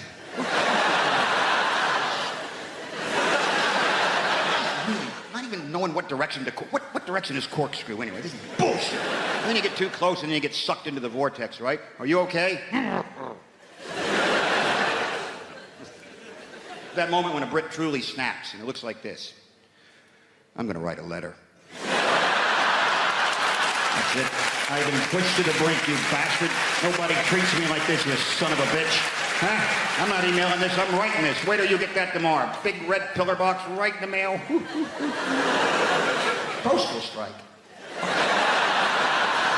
You know, when you're in love with somebody, you rarely see them at work. You rarely see them doing the thing that they do and you can't. It's extremely attractive. Go follow your partner someday to work. If they're having an affair, it'll be a hideous conclusion. But just watch them doing the thing. It's really cool, because you can't do it, they can. You go, I fucking look, you're fantastic, you're glorious. Particularly when they're saving a life. Jesus, you're there going, oh, you're beautiful, I love you, and you're making me look good right now. Yeah, she's my girlfriend, look at her, she's Gloria. She's saving her life, trophy bird, right? I had to be peeled off the doctor the day of the mini stroke. Seriously, she was underneath me going, that's very flattering, but could I deal with the situation first, right? And I was behind her going, no, she'll be unconscious for a while, yes. Apologise, she's actually in the room tonight. Sorry about that. Sorry. But it is nothing more attractive than seeing the person. I mean, the doctor here, have you a partner there with you? Have you a boyfriend or a husband with you? Yeah, he's a teacher. He's a teacher, so he's not in the medical trade. My teacher friend, isn't it sexy? Have you seen her ever deal with an emergency, have you?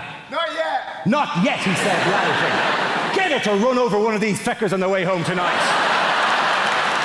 Dude, it's extremely attractive, but the one bad thing is you're very clannish people, the doctors. They have a tendency to hang around together in little groups, right? Okay. My teacher friend, do you have to go to loads of social events where it's just you and doctor? Does that happen to you, my friend? Does it?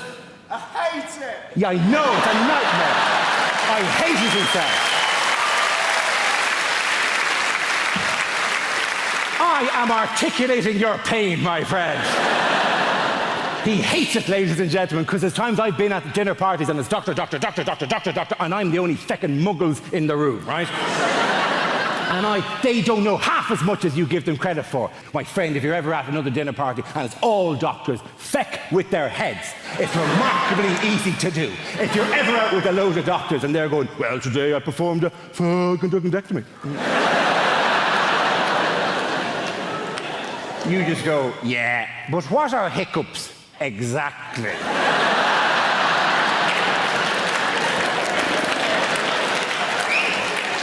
There's many competing theories at the moment. And then you go, why, if you stay in bed longer, do you feel more tired? It's not my speciality, that particular field. Does time heal all wounds? Who the fuck invited you to this dinner party anyway? What are the oil of Olay 7 signs of aging?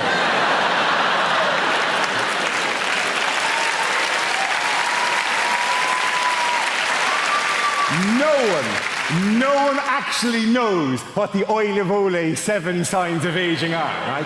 Apparently they start with little lines around the eyes. and finish with a woman sitting on a stairs with a bottle of gin going, I gave him the best years of my life. And it takes a feckin' hell of a cream to get rid of that, let me tell you. Doctor, one final question. Doctor at the back there, my surgeon friend, liver and pancreas, answer me this. What are hiccups exactly? Diaphragmatic irritation. A diaphragmatic irritation. Good woman yourself. Very good. Let the punters at home note, she said diaphragmatic irritation, which is right. I also would have accepted any arrhythmic irritation of the phrenic nerve. Please, please. I'm not a doctor.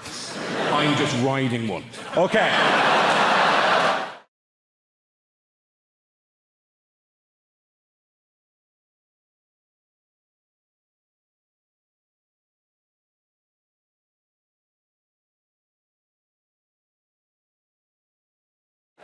Now, one question that I get asked all the time, so don't text me with this, is if you could take a pill that would make you thin, would you take it? Of course I bleeding well would. I would like to take a pill that made me 6 stone.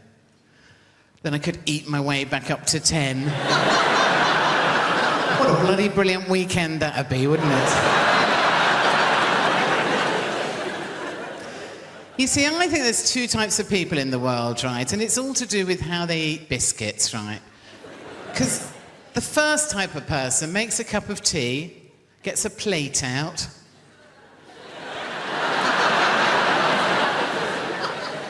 opens the packet of biscuits, takes 1 biscuit out, puts it on the plate, and eats it very daintily off the plate. Folds the packet back up, bit of sellotape over the top to keep it fresh for next month. Now, those sort of people should be executed, shouldn't they? Because the rest of us get a packet out, eat the whole fucking lot without taking the cover off, do we, really? And consequently end up looking like me. Because I've always had a weight problem. You know, when I was a teenager, I remember going to see the careers mistress, and she said, what do you want to do? I said, well, I'd like to be a nurse or get married. She went, better be a nurse then.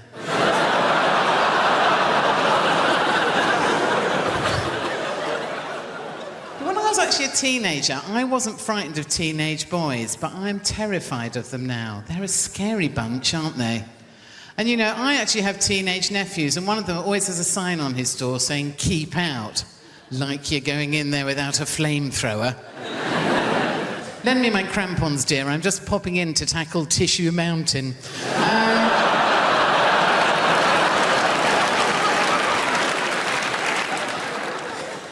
And of course, the worst thing I think you can do with teenagers is try and kind of get down and speak their language. They hate that, don't they? Which is why I quite like doing it. And I actually found this out to my cost last year, right? Because I went around for months going to people, would you look at that minja over there? That is a minja and a half, that is, isn't it?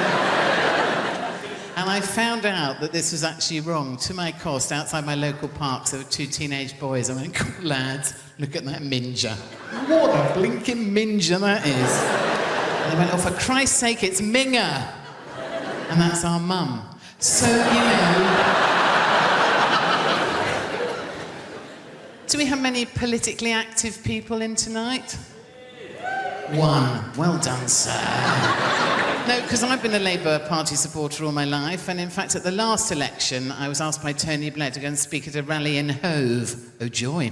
And, but, you know, it just made me think, standing in the front row with all these dignitaries, these Labour Party dignitaries, I've come a long way since fags behind the bike sheds.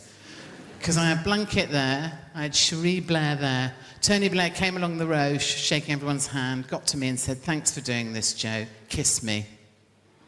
On the lips, trying to get his tongue in. Got up to do my speech, Blunkett had undone my bra. Because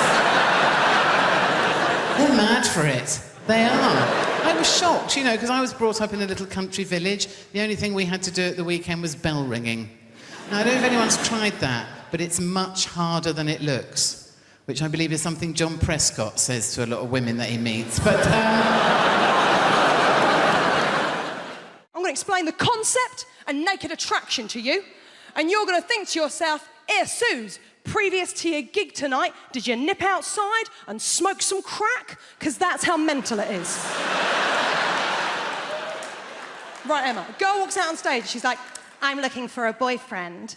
And the host goes, brilliant, we've got 6 naked men in tubes behind. Then the host says to the girl, what are you looking for? And the girl will always do the same thing. She'll go, oh my God, you've really put me on the spot. And you think, no, you chose to come on this show, moron. She goes, well, I guess I'm looking for a boyfriend, but also a friend. I really like going to European city breaks, maybe someone that likes travel. And I really like music gigs as well, so maybe someone that likes music. And I guess if I'm being really honest, what I'm looking for is love. And the host goes, brilliant, let's see if you can find love by judging dongs. Okay?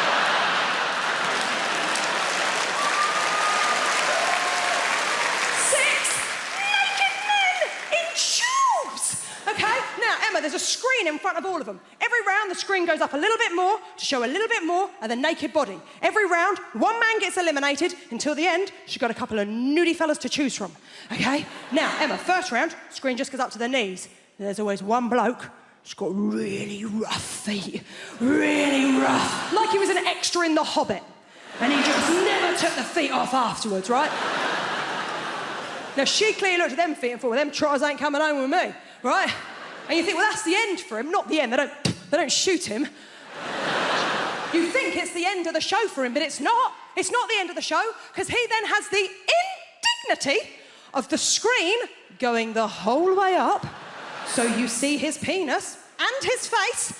Then he has the most awkward moment in television where he steps out of his tube, walks over to her, and gives her the most uncomfortable hug you have ever seen. Well, you can tell all he is thinking is, don't touch the lady with your dick. Whatever you do, don't touch the stranger with your dick. And then his sad little ass walks off stage. Now,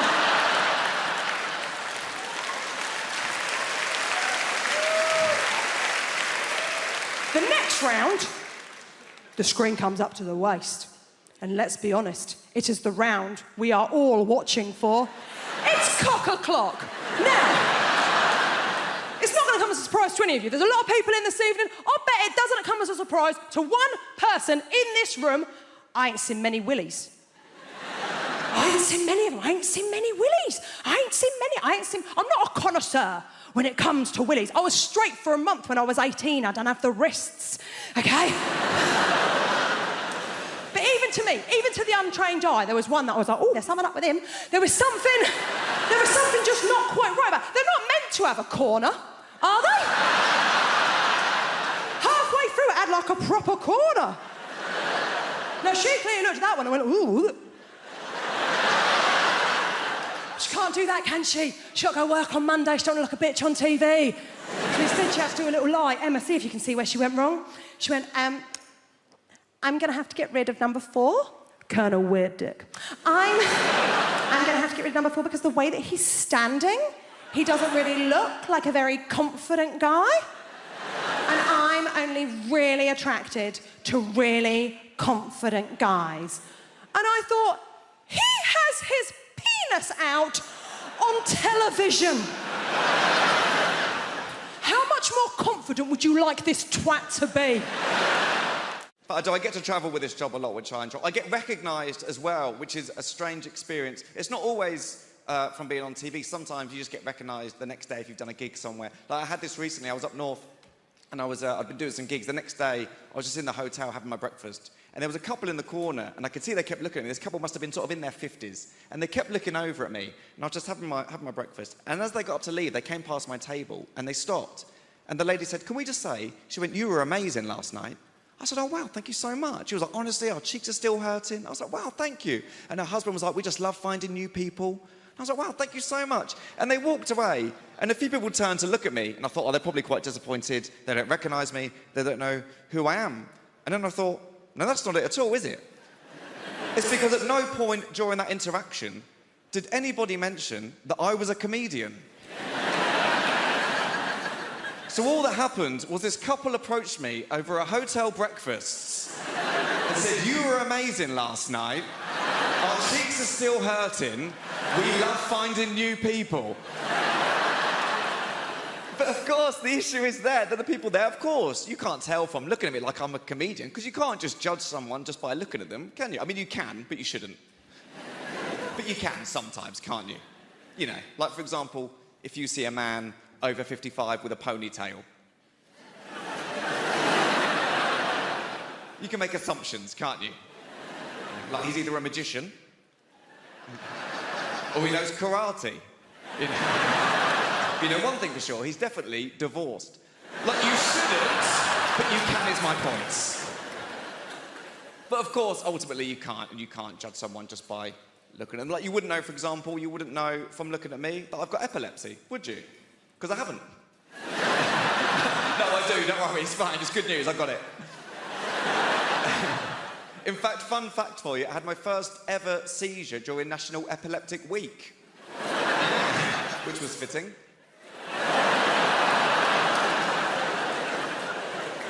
I'll tell you about the first seizure I ever had. Is that okay to do? Is that all right? Thank you. I know sometimes people get a bit funny if people start talking about health conditions. I know some people don't like to talk about their own health conditions. Like, I've got a friend called Paul. He's got psoriasis. Doesn't like to talk about it at all. And I'd rather just sweep under the carpet. So people in different minutes. Some big fans of psoriasis stuff down here. There's more if you want it. Just scratching the surface. But no, we'll move on. It's one condition at a time. Yeah, sorry. The first seizure I ever had, it was my first year at university. I was in Topshop trying on a pair of jeans in Topshop. I had no idea that I had epilepsy. I just went in there to try on these jeans, fell to the floor, I had a seizure. I woke up, still in Topshop. I had no idea what was going on. I just woke up. There was this bright light and 3 women looking over me. I thought I was in heaven. And then one of them just went, "Excuse me." She went, "Do you know what day it is?" Now, I didn't know that was a thing. And I remember just thinking, can you not ask someone else?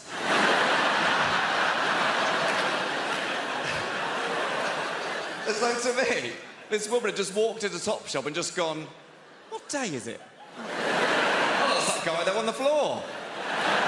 The one who's bleeding from the mouth and appears to have wet himself in a pair of jeans that he'll be forced to pay for. Which is unacceptable. I was glad when they went under. And I got mugged once, and I don't know if you've ever been mugged and fought back. I didn't, right? It was so scary. I was in Brighton. This bloke pushed me against the wall, went, "Give us all your money." I ain't got any money. I genuinely called for my mum. How pathetic's that? Mum, as if my mum's going, "Oh, Russell's in trouble." I don't know what that is. Apparently my mum's a meerkat all of a sudden. Right. I went and I told my little brother about getting mugged. Did he care? No. It was sort of "What happened, Russ?" A little bit of wee come out. He got really angry. "What'd you do that for?" Like I'd done it on purpose. I'm not a toad. Didn't try and ward him off with my venomous piss. I didn't think you're under attack. Secrete, toad boy. Show him your powers. I've wet my pants. He offered me advice, genuinely. "Well, you know you're a weed, Russ. Just use your brain. Next time, bamboozle the mugger." That was his genuine advice. But how'd you bamboozle anybody? Someone, "Give us all your money." Well, you say that. But what, my friend, is the opposite to opposite? Consider yourself bamboozled. Who's next? "You like my credit card details? What colour does a Smurf go when we choke it?" "You know my name. They call me the bamboozler." Ridiculous. The worst superhero in the world. If I was going to have any superpower, I'd like the ability to make somebody orgasm just by touching them once. Not for sexual purposes. That would be amazing in a fight. Kill him!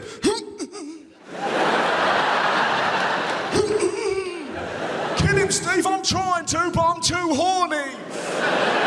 He's made my belly fizz." I haven't got that skill. If I had that skill, I wouldn't be here. Be in the zoo causing a great deal of mischief. "Which animal, old lady?" "The hippo." "You got it." I love regular sex. I'm quite confident sexually, but I make mistakes. Do you know what I mean? Has anyone ever tried using food in the bedroom? Has anyone ever? Look at you going, "We're not telling you." It went really badly. So I was like 19, and I read in a magazine like 59 ways to please your lady, and using food. So I went and bought. Now this is a mistake. I went and bought a 4-pack of Rolo yogurt, and rather than tell my then girlfriend what I had planned, I pretty much waited for her like some hideous yogurt goblin, and I doubt there's anything more terrifying and yet pathetic to come home and find your boyfriend naked, holding yogurt. I panicked, and I didn't put a little bit. Honestly, we're both fine with the arrangement. I pretty much covered her, right? Every bit of skin I could find. By the time I'd finished, she looked a bit like Morph. She's no longer my girlfriend, now she's an angry meal. Eat me. Where do you start licking? You can't lick randomly, and then she looks like she's got an illness. So I did foot up to knee. That took me an hour. We're having fun now, aren't we? Having fun. Why aren't I going out with a hobbit? 2 hours later, we realise she's dairy intolerant. We're down the doctor's. She looked like an angry gingerbread lady who'd had her leg dipped in Tipp-Ex, right? That has done me the world of good. Thank you for that. Because I was waiting back there behind the big billboard, absolutely terrified. I'm not a natural performer. I'm not, although I have been doing this talk around the country for about 2 months now. I won't lie to you, it's not been going very well. I think the worst one was Folkestone. I have never seen an audience turn so quickly. Rushing at the stage, anger in their faces. Refund! Refund! It was horrific. I'll try and paint a picture for you. Youngsters will know what I'm talking about. Are there any youngsters in the... You can relax, sir. Well, oh, there's a youngster. What is your name, sir? Riyadh. What's that? Riyadh. Riyadh. What? Riyadh with a Z. Riyadh with a Z. All right, it's not Sesame Street.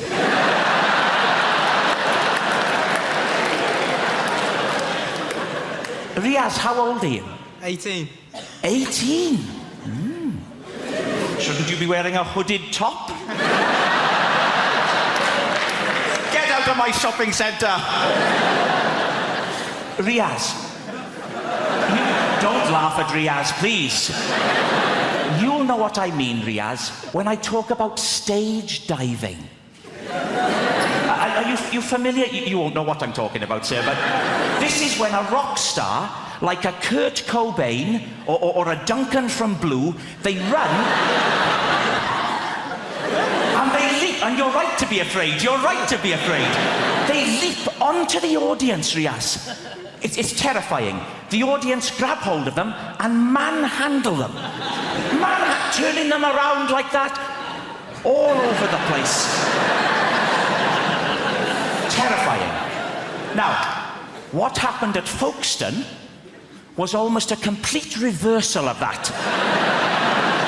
with people just rushing at the stage. It was appalling.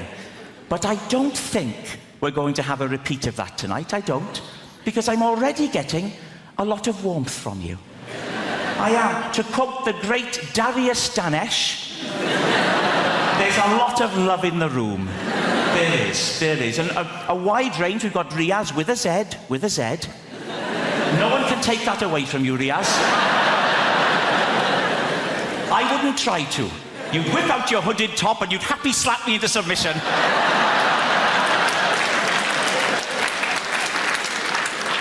But it's a friendly crowd.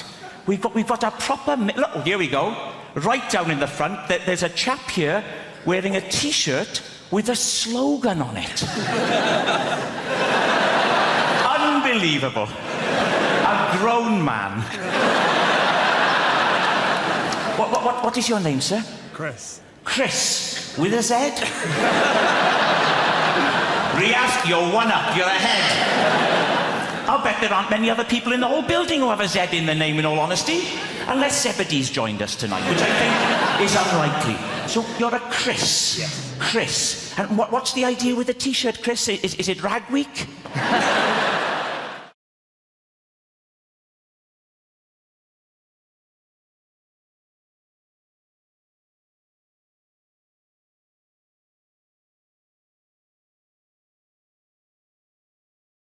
I went out recently on a shopping expedition to buy 1 carrot. Right, that was all I wanted, a single carrot. My wife was cooking she wasn't just cooking that. She had a recipe of which that was a component. She wasn't just going to cook the carrot. There you are, like an ice lolly. It was more ambitious. And I tend to, she tends to do most of the cooking. I'm aware some people are thinking, I doubt he's got a wife. I bloody have. There's no time to prove it, but just take my word for it. There we are. I own a woman. So she, you can't say that these days, can you? Anyway, so to get on to more politically correct ground, my wife does all the cooking. Actually, well, it's actually true. I pretty much let my wife cook, but purely because it's a just sensible distribution of skills. My wife is a good cook, and I'm very poor at it. So my wife tends to do the cooking. I think it's quite an enlightened attitude, you know. I think these days cooking tends to be quite a sort of testosterone-dominated field. It's all your Gordon Ramsay, Marco Pierre, all these people, you know, Jamie Oliver. It's all men. I think someone should be modern enough to say, let's get women cooking. You know, let's be 21st century about this. They've got the same rights as we have in the kitchen. So my wife sent me out to a dangerous gag. No, I wouldn't clap that. That's sort of more clever than funny, really. So my wife was cooking, and I'm happy with my role, which is basically, you know, just foraging. But I went to buy this one, I say foraging, it's very much, normally if you go to Tesco, you will lay hands on a carrot. There's no real jeopardy there. Still, I like to pick it up and go, you got it, you know. But actually, well, this is my point. It was surprisingly hard to buy a bloody carrot, right, for a start. So I took it to the till. This is all I was buying, one carrot. First of all, this lady tried to put it in a bag for me, and I always try, you know, to not take a bag if I don't need one for environmental reasons, but they're furious. You'll have tried doing this. If you say, I don't need a bag, they look at you like, how dare you, how dare you? This woman she said, what are you going to do? I was like, well, I don't want to appear cocky here, but I've got two hands, there's only one carrot. I think I will nail this. I'm almost certain I'll get this home by hook or by crook. What am I going to do? Just walk around with one carrot in a bag? I've got my carrot in a bag, yeah. How's your day? Yeah, great, just walking with my carrot in its bag. I've got a piece of celery at home and a little bit of Tupperware as well. So, I don't want to make out I'm someone with a repertoire of vegetables that I walk... Anyway, then there's a receipt. She insisted on printing out a bloody receipt, and which meant the till roll had to be changed. Why? Why do you need a receipt for this transaction? All I'm buying is a single carrot. Why would you ever need a receipt? You're not going to bite into it and think, hang on, this is a pear, right? It's basically, buying a carrot can't go that badly wrong. So by now I'm really impatient. I was frothing with impatience. I wanted to get home, see my wife, whether she exists or not. And finally, just when I thought I had finally secured this carrot, as I was walking out, this girl said, excuse me, sorry, before you go, so now I have to listen. I said, yes? She said, did you want to pre-order the Harry Potter DVD? Now, what part of my action so far will give you that impression? I was trying to be polite. I said, sorry? She said, by now she's impatient, like I'm some sort of idiot. Did you want to pre-order the Harry Potter DVD? I mean, no, not really. My aim was to buy a carrot, and I would say I've achieved that modest aim. I mean, if I wanted to buy a Harry Potter DVD, what I'd probably do is go to somewhere like HMV, for example. I'd go to a place where you can buy DVDs. I'd pre-order it. When the time came, I would collect it, I'd take it home, I'd watch it. I wouldn't approach this transaction by going to a supermarket, seizing a carrot from the fruit and veg bit, and then standing there at the checkout thinking she knows what I really want here. She'll gather my true intentions. She knows that this carrot is a sort of metaphor for an orange wand.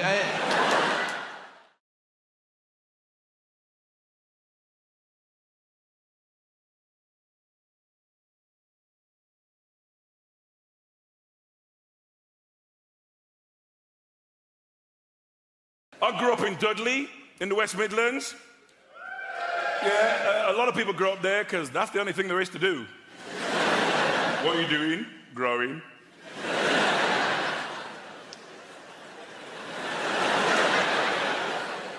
In the 50s, my parents emigrated from Jamaica to Dudley. Yeah, Nancy, I'm going to say that again just for you. They emigrated from Jamaica to Dudley. Why? What was my dad thinking? Bloody blue sky all the time. I want hail and sleet and snow. All this joyous reggae music. Where can a man get some Des O'Connor? We need pack your bags, we're going to Dudley. They made me go to church every Sunday. The Pentecostal Church of God in Prophecy. See, that's a black name. White churches are always called things like St. Thomas's. We're all outside going, St. Thomas's what? St. Thomas's Epiphany of the Shining Light of God in Christ in West Bromwich? Now, that's a name. You arrived late for church. Sorry I'm late, I was reading the signs. It's as good as Stephen King. I went to Blue Coat Secondary Modern School in Dudley. A lot of bullying there. I mean, you know, back in the day, it was different as well. You get punched in the face, you keep it to yourself. Nowadays, you go straight to the head teacher. Peter Wilkins has been punching me every day since the start of term. I'm not going to teach him anymore. I got a daughter, 17. She's got a pet name for me. Taxi. Yeah, because the only time I see her is in the car, and even then she gets in the back. I'm like, how was school? She's like, you're not one of those cabbies who's going to talk all the time, are you? Her childhood's different from mine. I mean, you know, when I was a kid, it felt like everybody in Dudley had permission to beat me. It wasn't just my mum. You know, I'd be mucking about in the street, suddenly, bam! Mrs. Fearon from number 14 slapped me around the face. Then she'd drag me to my house and tell my mum, Mrs. Henry, I saw Len misbehaving in the street, so I beat him for you. Do you know what my mother said to this woman? Thank you very much. I have 6 other children, help yourself anytime. We made a documentary in Dudley about my mum last year. My brother Paul said this on camera, no word of a lie. Lynn, when mum used to beat you, we used to think it was really funny. Bastards! Where's the solidarity in that? I'm getting my arse tore up, they're eating popcorn, they've pulled up chairs. Oh, it's not as funny as last week. Mom, work the ribs now, work the ribs. Mom, Harley Shuffle, remember? Harley, Boomba, yeah. Mom, like Popeye, remember? Febida, febida, febida, febida, febida. When Mom used to beat me, she always said the same thing. I'm not doing this for me, it's for your own good. What parents are insane? I'm not doing this for me, it's for your own good. All the white people, what kind of parenting is that? Lamar's like, yeah, me too. Oh, man. You know what I'd like to see on television? Jamaican Super Nanny. Beat him if it's been bad, beat him if it's been good. Beat him to show how much you love him. Beat him till your arms hurt so much. You have to beat if I'm making your arms hurt so much. She wouldn't mess about, would she? All right, no. This is what I call the naughty cheer. What's that for? You pick it up and you beat him with it. I'm not doing this for me, it's for your own rotten good.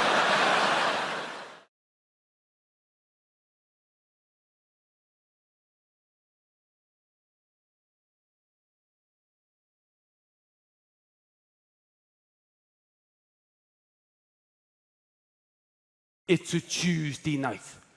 We've all got to stay over. Should we go for a drink? I said, James, I'd love to go for a drink with you. It'd be great. He said, good. I said, I normally play darts, but I'm up for going out. He said, brilliant. He said, because tonight, it's the Brits. Now, I'm in my 40s. I've been married 17 years. I wasn't really sure what the Brits was, to be honest. But in front of me new showbiz mates, I didn't want to look like a knobhead. So I went, all right, yeah, let's go and do some Brits. Yeah, I'm always up for some Brits. We're always Britain it by us. Let's go and Brits it. Yeah, I'm up for the Brits. Let's go and Brits it. He said, fantastic. He said, I'll phone Robbie up. We'll go to his party. I said, great. If we're going to go to a party, let's stop at the off-licence on the way and get the ale in. He said, no, it's not that kind of party. It'll be in a nightclub. He said, do you know Robbie? And I went, I mean, I know some Robbies. He said, Robbie Williams. I went, oh, Bob! 10 minutes later, I'm sat in a car with James Corden and Freddie Flintoff going to the Robbie Williams Brits after-show party. It's one of those moments where you want to phone your mate and go, guess where I am?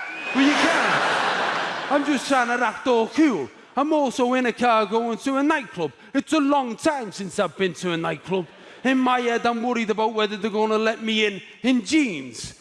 The last nightclub I went to, I wore a thin leather tie. It's been a while.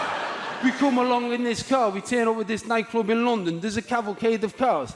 The bouncers come out and open the door. Bouncers aren't what bouncers used to be. Bouncers used to be different. When I was going to nightclubs, they used to wear dicky bows and look dead smart. They don't do that now. They have little bomber jackets with certificates on the sleeve, don't you? To show you they've got an MVQ in kicking your head in. We go to walk into this nightclub. There's a bank of photographers there. They all start shouting, James, Freddie. Start taking photographs. No one knows who the friggin' hell I am. But they're shouting, James, Freddie. So they stop. So I stopped.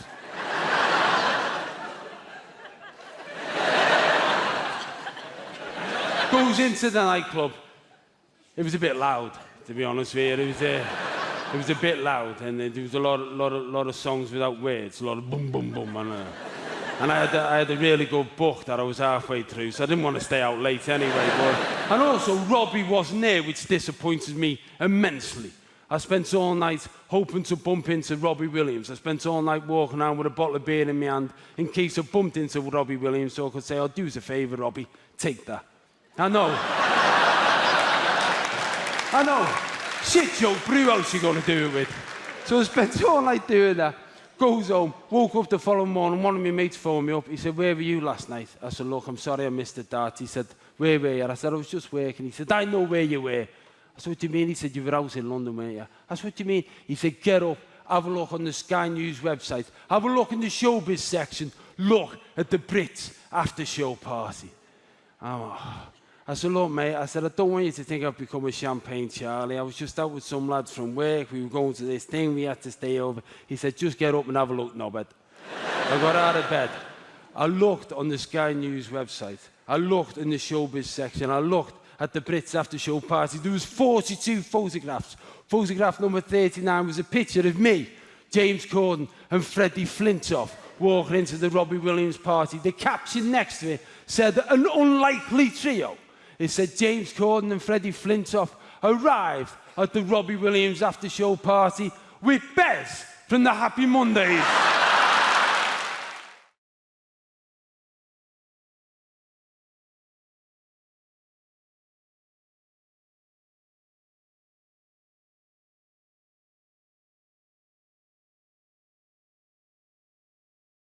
I get shocked about what I get annoyed by. I get really annoyed by pizza leaflets. Everyone here in London, you get pizza leaflets through your door. I get 8 a day, sometimes more. I shouldn't bother them. I should pick them up, put them in the bin. But everyone that comes through, I go, "Ugh." It's like someone standing next to you all day long going, "Do you want a pizza? Fancy a pizza? Do you want a pizza? Do you want a pizza? Fancy a pizza?" No, I don't want a bloody pizza. I wouldn't mind if the photographs made them look tasty. But, it looks like someone's cooked a kid's painting, doesn't it? Another thing that annoys me, tea bags. Oh, God, because they're not bags, are they? You can't put anything in them, you can't take anything out. That's the minimum you expect from a bag, isn't it? If someone said to you, "Can you hold my bag?" and you couldn't put anything in it, you couldn't take anything out. It hasn't got handles, don't have handles, do they? You go, "It's not a bag, it's a cushion." Should be called tea, sealed yet perforated paper cage. Suppose they can't fit that on the box, can they? I'd meet them halfway. Herbal prison of permeable mesh. I'm a reasonable guy. Another thing drives me mental. The self-checkouts at supermarkets. Oh, God. I come away from there. I don't not feel like a man. I don't even feel like a mammal. I feel like an amoeba when I come out of that place. Because nothing swipes, does it? I'm swiping, nothing swipes. OK, I won't have carrots this week. Then I can live without butter. The other day I was begging it to let me have a chicken. No, just have a chicken. Just a chicken. I was rubbing it, banging it, swiping it. I'm going to leave the money here and I'm going, OK? You do your worst. Oh, I hate coming out of that place. I walk up there with 2 bags of shopping. I come away with a can of Coke and an apple. And for some weird reason, the apple swiped. It hasn't got a sticker on it. It worries me. I get annoyed by the most... Do you know what really annoys me? Wrong numbers. People dial me up with the wrong number. But I don't get angry. What I do, and you should do this, it's great fun, I don't let on it's a wrong number. It's great fun. So someone rings up, you know, hello. They say, is Mandy there? You know, Mandy? Oh, yeah, just hold on a sec, just hold on a sec. Mandy! Mandy! Get your ass up here now!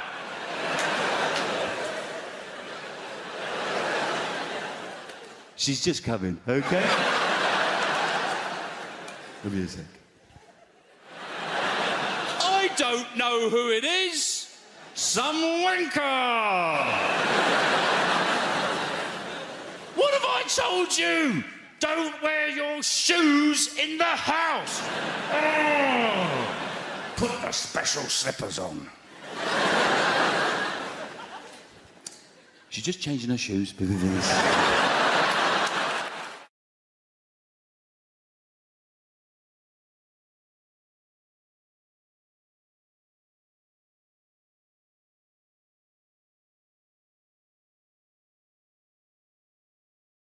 You know, when I found out that I was going to do this gig, I immediately put together a message and I pinged it out on our family WhatsApp group to my husband and my children, because that is the kind of rock and roll comic I am.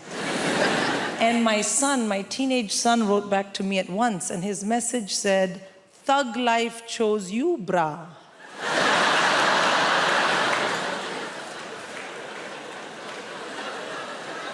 And I was like, oh shit, my child has joined a gang. I mean, what kind of language is this? Thug and bra, it had 2 R's, but he's a terrible speller. And I was like, oh no. And the other thing is I thought, this message is not for me. This idiot has sent me a message by mistake, which is for a gang member. What if the next message is something much worse? And that really bothered me because, well, this was my moment. I am going to Apollo. Like, if I'm going to find out you're a criminal, can we do it next month? So I wrote back to him in all caps, because as a good Indian mother, I mainly shout at my children.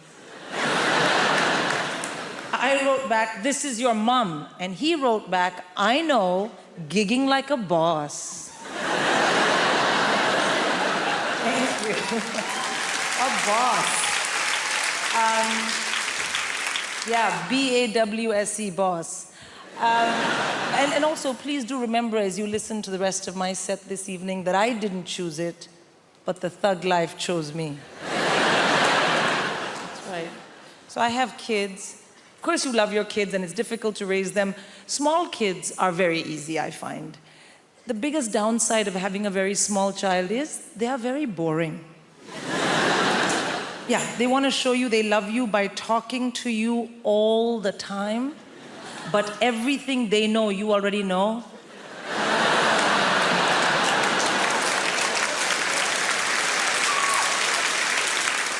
I mean, literally zero value add in any of those conversations. But you do it anyway because they're your kids, you know? And you know what people say, small kids, small problems, big kids, bigger problems. And the reason is that as your kids get older, you have to discipline them properly. And I find this very stressful because I'm born and raised in India. So what I consider robust, healthy, high-quality parental discipline is frowned upon in this part of the world. That's not true. It's illegal. I know because I have checked. And I want to have really well-behaved kids, but that is no use to me if I am in jail. So I had to learn what you guys do here, and the big thing here is teach your kids about action and consequence using a multitude of techniques. So you have something called star chart. You know what star chart is? Yeah, no, let me tell you, sir. Star chart is you find something vaguely not negative that your child possibly might be able to do and then work it into the conversation and give them a star. Thank you for not kicking me in the face today. Here's a star. And then the other one, action and consequence, naughty step. You've been terribly behaved. Kindly go relax on the staircase.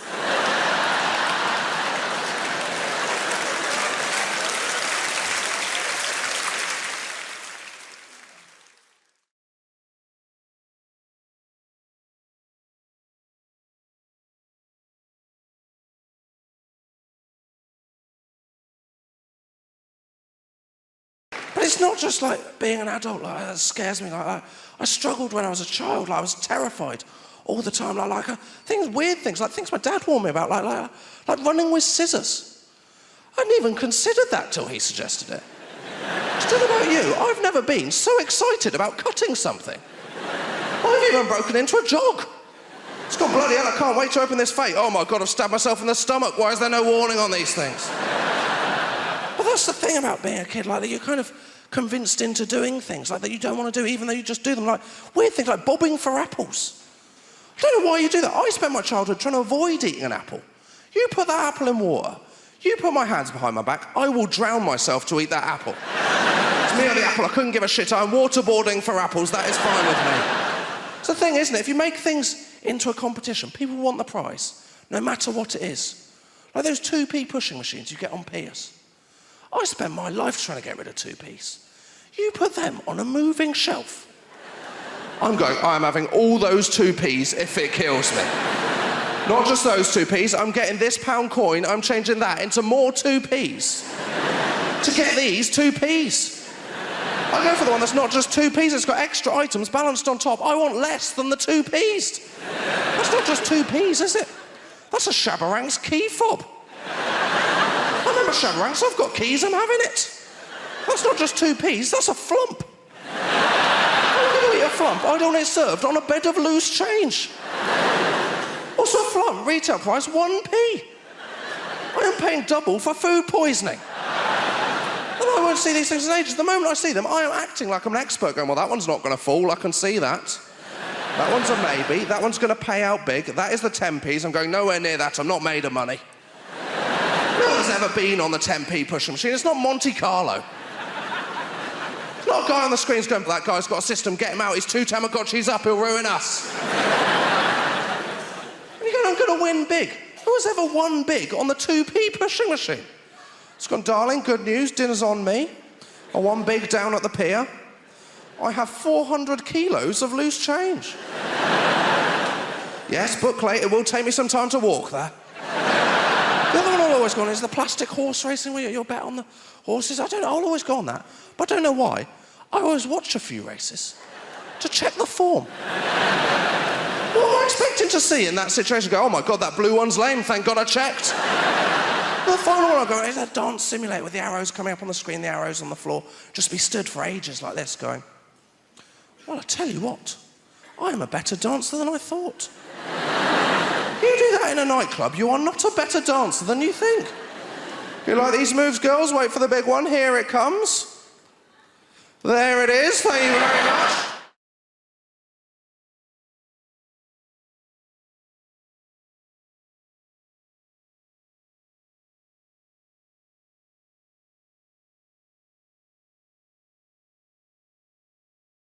It was lovely the way I was introduced there. It's really nice to be introduced. It's a really nice thing to get used to in a new job when somebody says your name and people clap and cheer. It's lovely. It was a little bit weird at the doctor's the other day. Nobody clapped. Every time I said clap, I think they thought that's what I had. But I decided in January, I think a lot of people do this in January, I decided in January to try to sort of better myself. I'm not really bothered about losing weight, but I quite like the idea of getting fit, so I thought I'll get myself an exercise DVD. Now, you know when your partner goes shopping and they say, do you want anything? And you're supposed to say no, but instead you give them a list. Sometimes I just make shit up I don't even need just to see his face. And he looks at the list and he goes, what's the difference between a tangerine and a satsuma? Ha ha, it's a test. And I said to him, could you get us an exercise DVD? That's what I thought I'd do. I'd get an exercise DVD. I said, just like a bog standard, like a beginner's guide, a very basic exercise DVD. And he said, no problem. He came home with Davina's Buff Your Abs. I thought I'm going to have to lose 3 stone before I can find me bloody abs. So I took it back and I swapped it for the one that I wanted, which was, you know, just fat lass has a go, you know.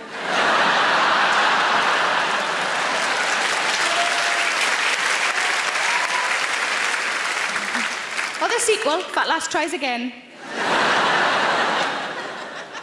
And I watched the first few minutes, and you know how it's always a celebrity in a trainer, isn't it? Because a celebrity sells the DVDs and the trainer knows what they're doing.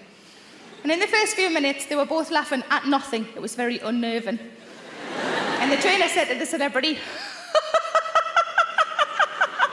"Why don't you tell the viewers at home what weight you were when you started this regime?" The celebrity went, "When I started this regime, I was 10 stone.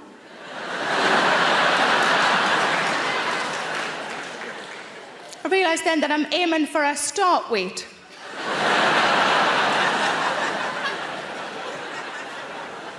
But I like to eat. Is that so bad? I like to eat. Sometimes I think I've got a tapeworm, but that it's just full. But I'm trying to eat more healthily. I had an apple the other day. Thank you. I put it in my handbag on an optimistic Monday.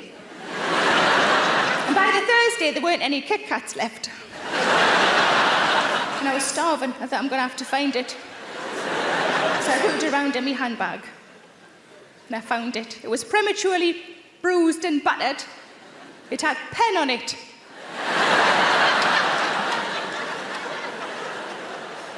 But I was starving, so I peeled off the clean panty liner and I ate it.